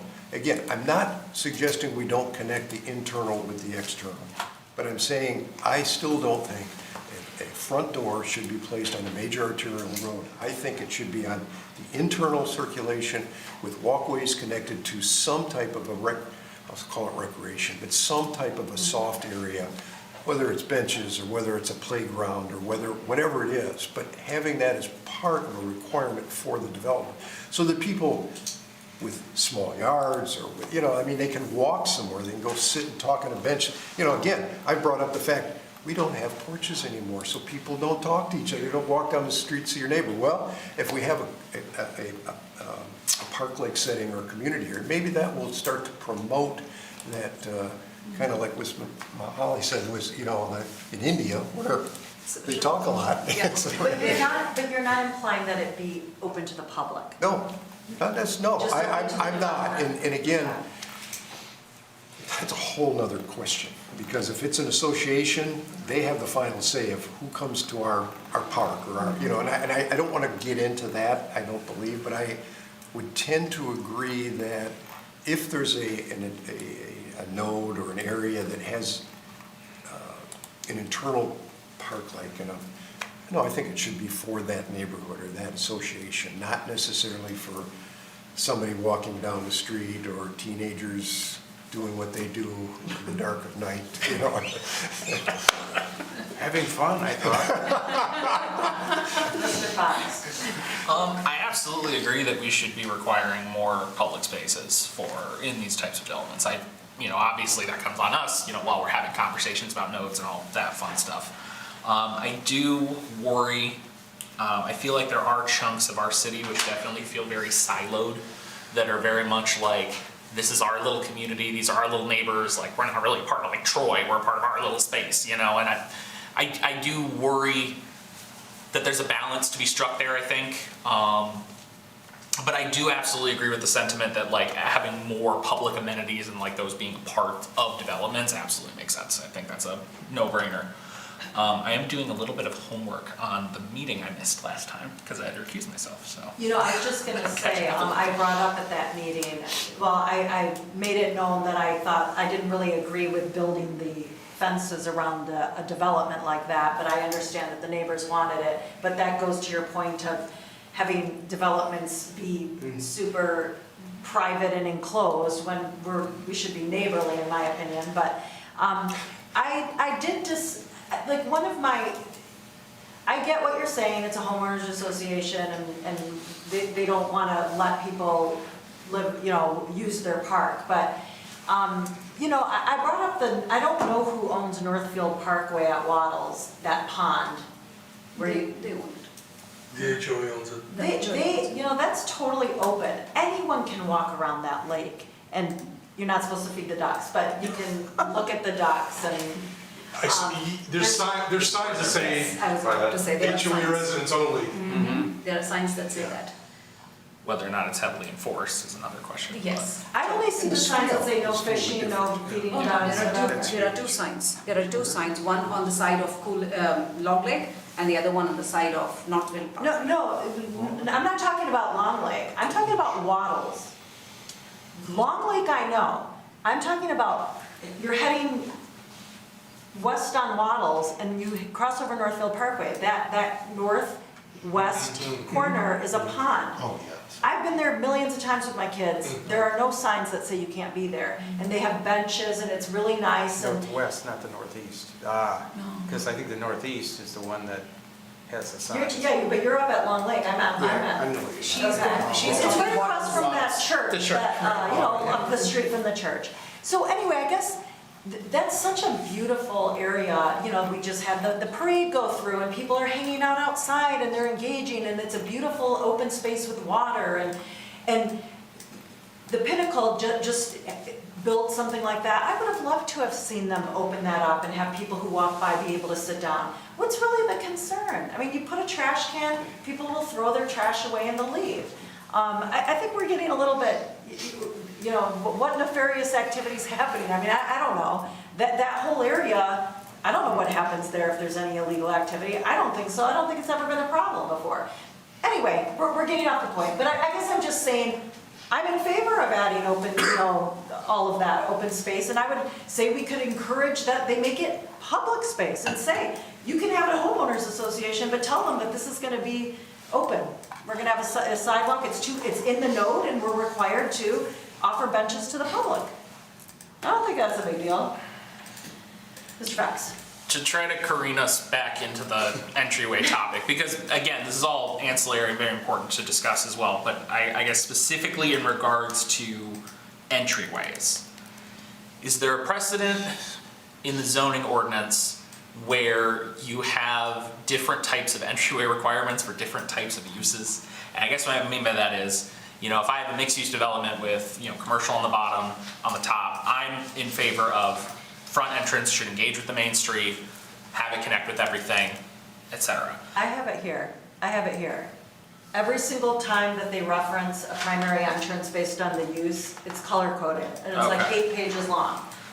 So then correct me if I'm wrong, just for those of us who have concerns about the idea of a front entryway being on Crooks, is that more focused on the idea of like a single family attached unit having the entryway right on Crooks, or is it all of the different types of uses that end up in the notes? I guess is my Single question. family is. Yeah, I think it's a More the single single family attached specific situation. So I don't know if the potential, or detached, single family detached as well.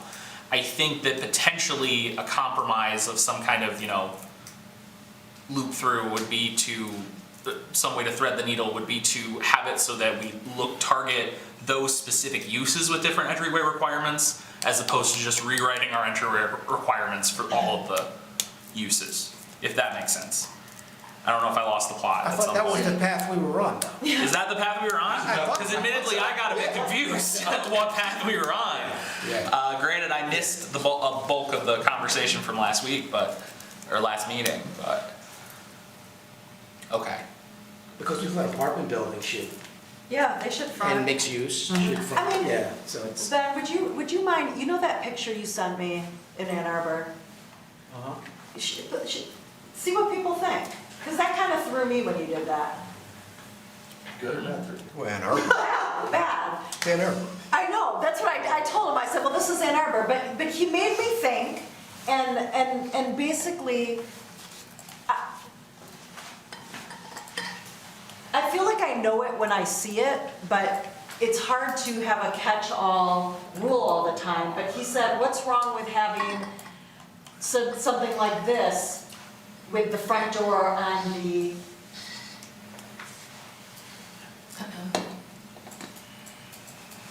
yeah, like right there. I mean, we have versions of Man, that. that's a whole different, in my opinion, that's a totally different element than a single-family home. Those are single-family homes. But these feel like Okay. row houses. But they're attached. They're attached, it looks like a row house. Yeah. I mean, it's different than what we saw proposed at at Pinnacle. And that's downtown Ann Arbor, right? But is this different than Haldane? Isn't What? Haldane on Square Lake and Livernois? Tisbury Square. Tillsbury Square? Well, I think that Toby's point Oh, too, this no. is downtown Ann Arbor. This is, I mean, this is like so far, so walkable different, man. stuff. Tillsbury Square, they have this one little stretch of walk path to the front door, and they have the arborvitaes here, and the garage and the entrance is on the back. That's how that's built. This is so much more, I would like to see this in a downtown structure, and we have row houses on Rochester Road, don't we? The same kind where the entrance is. So, okay. The other example I showed was in your own. How wide is that road, Ben? Is that one lane of parking, No, it's, one lane of traffic, and a turning lane?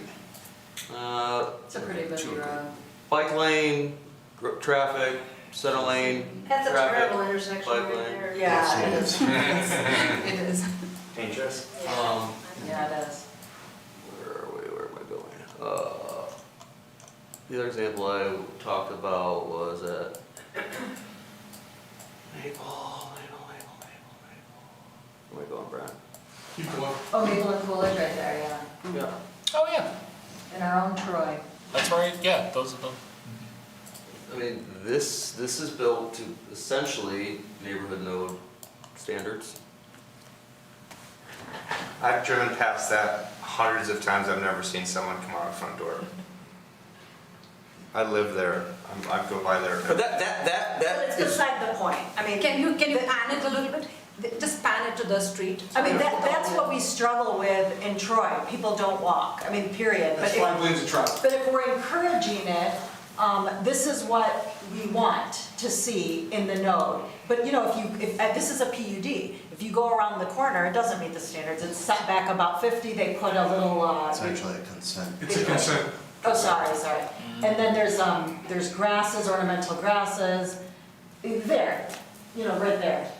but I'm more focused on what it fronts on Maple. Yeah, That's the example. I don't think we'll ever see the scale of a development like this again in Troy. There's not that much property. Okay, but Mr. Taylor, just take just this section of it. I think we're talking about apples and oranges, Ben. I really do. I mean, your example in Ann Arbor, was that an urban example or was that a suburban example? These are urban examples. Okay, we're not an urban community here, even though we're pushing along certain areas to be more urban-like. I think there's some reality checks here of this community. But that's what I'm showing you. This is in your own community on a major mile road. How many years ago was that built?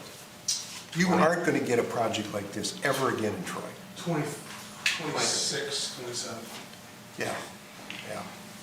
And, yeah, I mean, not that this developer is different than other developers, but this guy is like, I want to get every ounce of that property revenue. That's Grand Sacwa. Yeah, no, yes.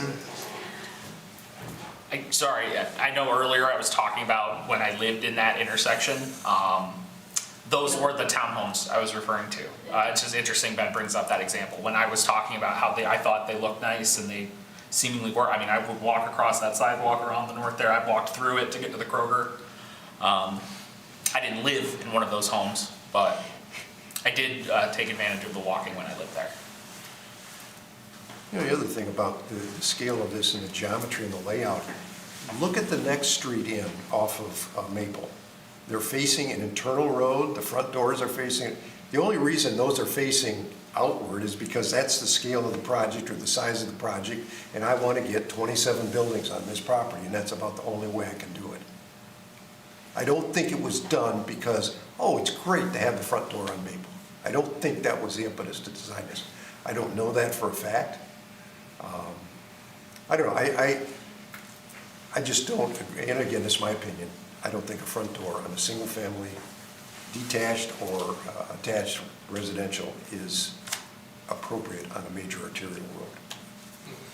And the reality is, our neighborhood nodes, the way we've zoned, or I mean, sorry, not zoned them, but the way we're talking about zoning them with the uses and all that, and the site types, we don't allow detached single-family homes in the nodes, period. We are going to, we are going to allow it based on the revisions for these smaller C In the lots. C. And the C lots. Yes. Okay, maybe, yeah.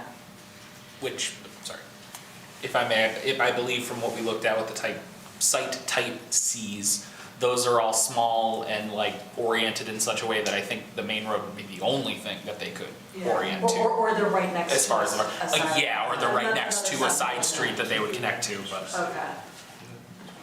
So, Sorry, so that if helps. we're talking about A and B site types, they're not allowed, so, anyway. Okay, Mr. Beekman. You asked a question, and we've gone 15 different directions, and I'm trying to figure out how, I don't know that we've helped you at all, but I know we said a lot of good things, but I don't think we're answering the question, and I think we're creating a lot more questions. So I don't know what you'd suggest we do, because we're going every direction, and I'd like to be concise. Let's Thanks, schedule John. 10 more subcommittee meetings. Well, we got done. What do you recommend? Yeah. Because we can keep going 5 more directions too, but I just think we're going. Do you want to try to Important bring us in directions. and get us to focus on something, or what do you think? I'm not sure there's consensus on the planning commission about this issue, because it sounds like we've got some people that say one thing and some people that say another, and so I don't know how to give you direction unless there's some consensus that we've had. Can you tell us what the differences are that you feel you're hearing around the table? Well, I'm hearing that there's some people that talk about that the importance of openness of the developments, and there should be some, entrance or frontage on the major roads is important, because that's the element of design. Or is it connectivity to the front, or to the major arterial, which does not have to be through your front door? I didn't hear, I heard different discussion on that. I think Mr. Faison had a point like that, I think Mr. Fox did. Should we vote on that? I'm not gonna run the meeting, so Mr. Frax, however you wanna run the meeting. Go ahead, Mr. Fox. I guess would it be potentially helpful to just establish a baseline of, those who are in favor of the language as is versus making a change? Because I feel like, that's the very base question. Are we fine with it as it is, or is it worth making a base change? And then if we establish that the majority of people want to change, then we start talking about how to do the change. All right, just by a show of hands to see if we have consensus, do we want to change the existing language? By a show of Should we hands. go back to that? Where we can see the language. Is it the proposed language in red, or is that the existing language? Proposed. That's proposed. So I think existing would be as is with the current requirements. No, I guess I'm saying, do we want to change this proposed language? Yes. Okay. So the next step is there a consensus about differentiating the primary entrance based on non-residential versus residential? But when I say residential, I'm talking about single-family, duplex. I'm not talking about multifamily or the examples that we were shown where row houses, those can and should engage the street. So really what we're talking about are things like the neighborhood that we're talking about emulating on the corner of John R. and Waddles, Pinnacle now, those types of things. So are we in agreement? Is there consensus that we want to differentiate between residential and non-residential? Yes. Oh, okay. Can I ask Yep. a question? Because I can't remember. I thought Pinnacle was attached. Yeah. Yeah, there. Okay. Attached single family. Yeah. It's attached single family, yeah. Okay. Go ahead. I think we still have questions. Yep, sorry, Yeah. so, I guess for the point of counting the consensus or understanding consensus, I am not personally of the opinion that we should make a change, and thus, I am not in favor of making the differentiation, Okay. if that makes sense. I didn't know. Is that between commercial and residential? Or mixed use and purely residential? Is that what you're saying? You don't see the difference? I see that a difference exists. I am just of the personal opinion that it is fine to have both of them go up to the major street. Okay. Like, I do understand that there is a difference. I have just personally come to the conclusion that it is all right to have them connect to the road. Okay. Mr. Craig? Again, going back to the issue at hand, it's residential is supposed to be minimized. That tells me it's in the back. It's not in the front. This is the front, it should be commercial. It should be those shopping areas. And yes, then the language makes sense. The one in red makes sense. that, a store should have an entrance on the front. So why would we keep bringing residential into these neighborhood nodes? I mean, it's just like, it should be, like ancillary. Because they keep coming up. Well, we gotta, it's in the new ordinance, it says it's minimized. Well, but it's still a permitted use. Yeah. As Well, long as we're permitting it, we have to address it. I think that's the Yeah, issue. okay, but in that case, We didn't, when we went through the master plan, we didn't say these nodes cannot have residential. I understand, but So you're saying you're fine with the language as I'm is?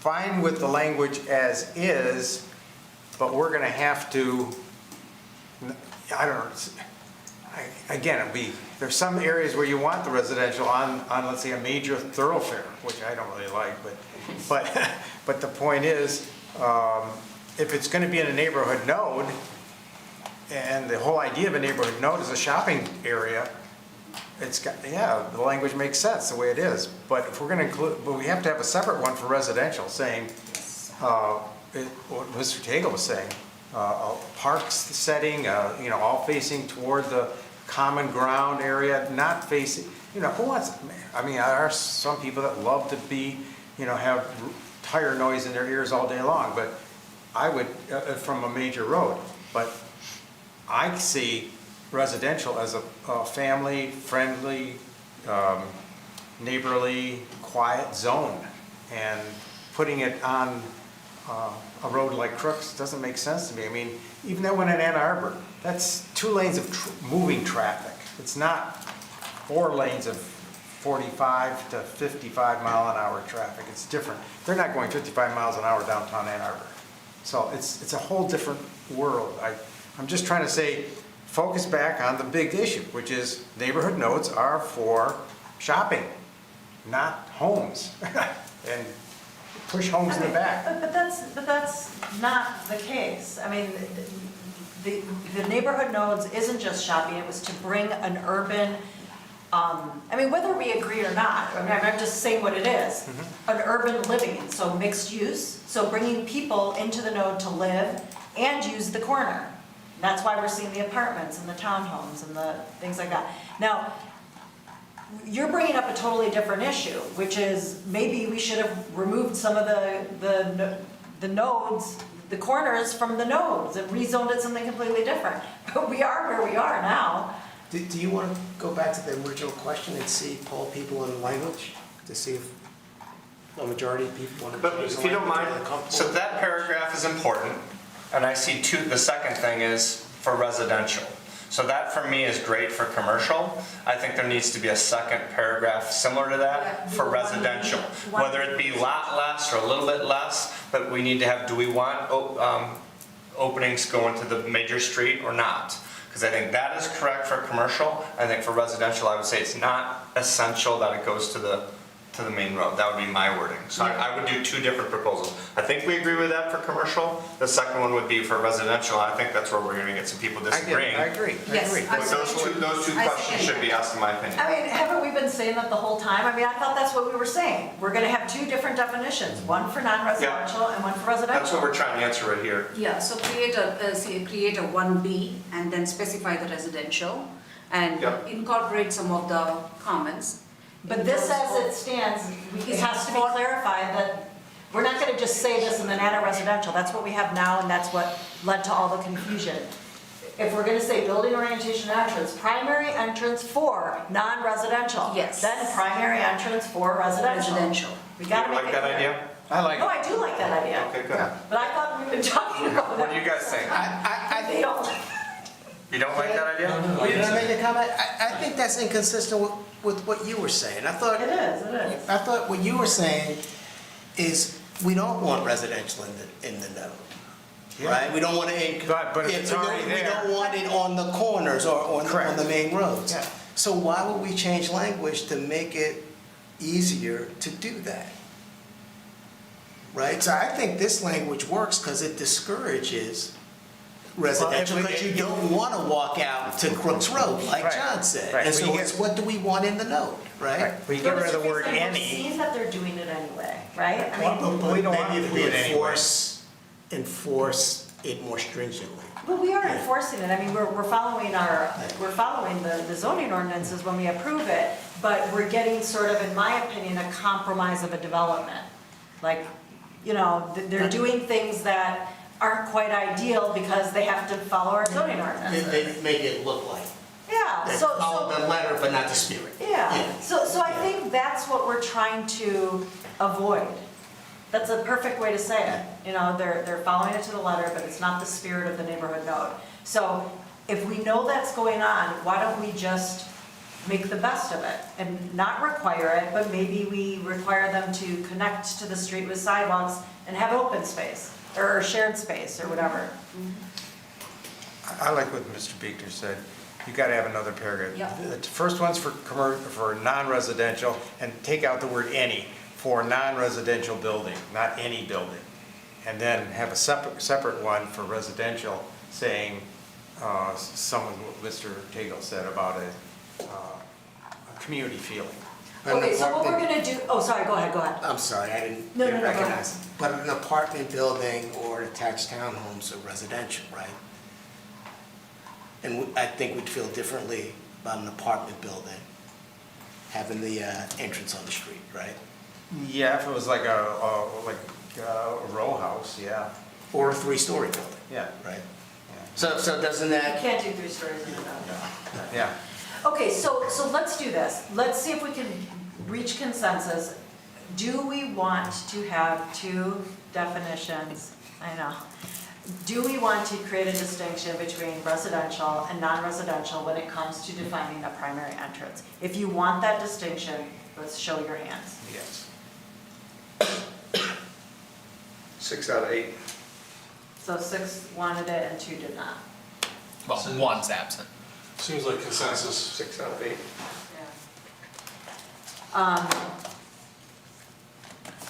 Does that give you enough to? Yes, I think. I've got some, that's the right answer. I've got some ideas I'm willing to discuss with this guy. I'm not willing to pitch right now. It's 9 o'clock, my brain's fried. We had 2 issues we wanted to discuss. We did get consensus on one, and we got consensus for a starting point on the other one, so it's a win. Great, I Ish. love that. I love that. Ms. Dufresne, do you want to add anything at this point? I mean, Ms. Garvin, Thank you. and I have gone back Thank and you, forth Julie. over changing the language. I disagree with changing the language, but I'm not going to. You guys have made your consensus, and these guys have their direction. Okay, so moving on to public comment for items on the agenda. Seeing nobody is here, we're going to move on to planning commission comment. I'll start with Mr. Fox. Very much appreciate, honestly, I'd really love getting nerdy about all this like wording stuff, so I appreciate that we have conversations and that we all come from very different perspectives, and I appreciate that. So, I'm good. Mr. Tagle? I'm good tonight, thank you. All right. Guess what? Planners gathering. This time it's partnering with Chambers of Commerce. And it'll be on October 21st from 10 a.m. to 11:30 p.m. Ooh, we get an extra half hour this time. Mr. Faison? I'm good. Ms. Malala Holly? Thank you, this was a wonderful discussion. And I am enthused and encouraged to hear all the different ideas and suggestions. But I have a question for Brent. When we were talking about the lights and how bright it is, can we have the existing parking lot pole lights changed if they are spilling a lot of light towards the streets as opposed to coming down into the canopy? So if you don't mind, can you please look into the corner of Livernois and, Square Lake and Rochester where Dairy Queen is? Those lights seem to be spilling out this way as opposed to going down and lighting up the parking lot. Because every time I pass through there, it's too bright and it's spilling into the streets is what I feel.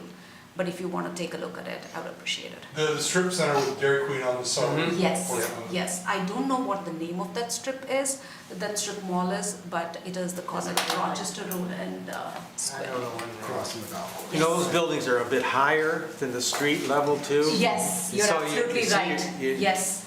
So you see the light more, so They even if they it's... can angle them, they can go this way a Yeah, it little would bit, be so maybe, nicer. I don't know what, Because when the leaves do grandfather or fall, I know it seems very far-fetched when I say this, but believe me, when I'm when I'm at the kitchen window, I can see those lights.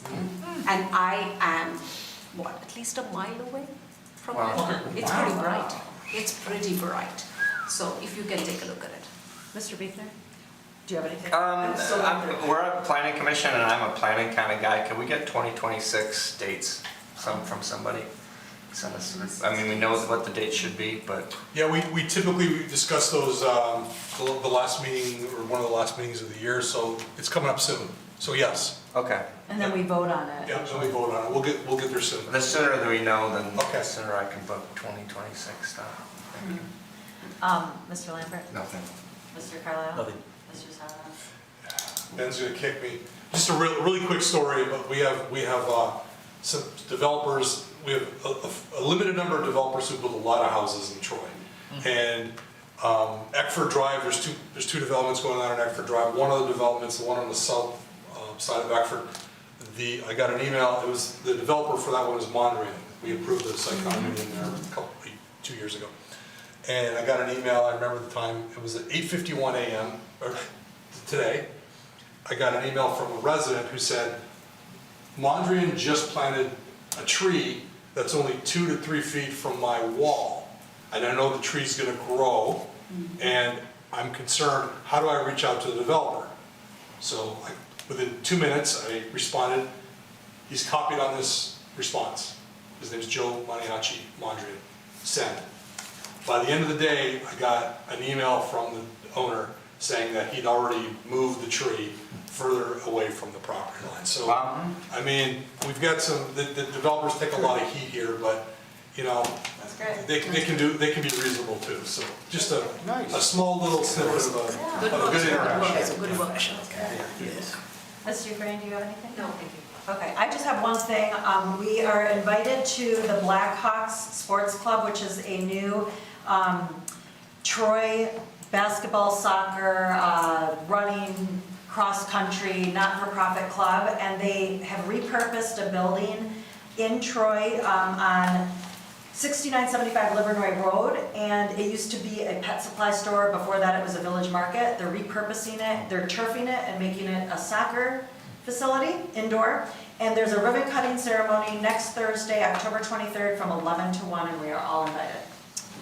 We'll be in Kalamazoo. Piggybacking on Yep. that though, right next door is that old daycare that they tore down. Does those people own that as well, or what's going on there? I was so excited to see that monstrosity taken down. I don't think so. You know more than I don't, first of all, they don't, we're sort of surprised to hear that they are in a 10-year lease with this. They didn't buy the building, Oh, because really? Blackhawks is a not-for-profit. I was kind of like, how'd you guys buy the building? They didn't. They're leasing it, and they're making capital improvements, and so there's probably some negotiated, who knows? But I know the daycare came down, but I don't think it has anything to do No, with going it. separate. You don't know anything, Brent? No. I can look into it. Okay, if there's nothing else, we are adjourned. Thank you. So Mariana, the Blackhawks We'll do it later. is the Bloomfield Hills mascot for their sports teams. So is it a former Blackhawks? No, they named it Blackhawks because they took the Hawks,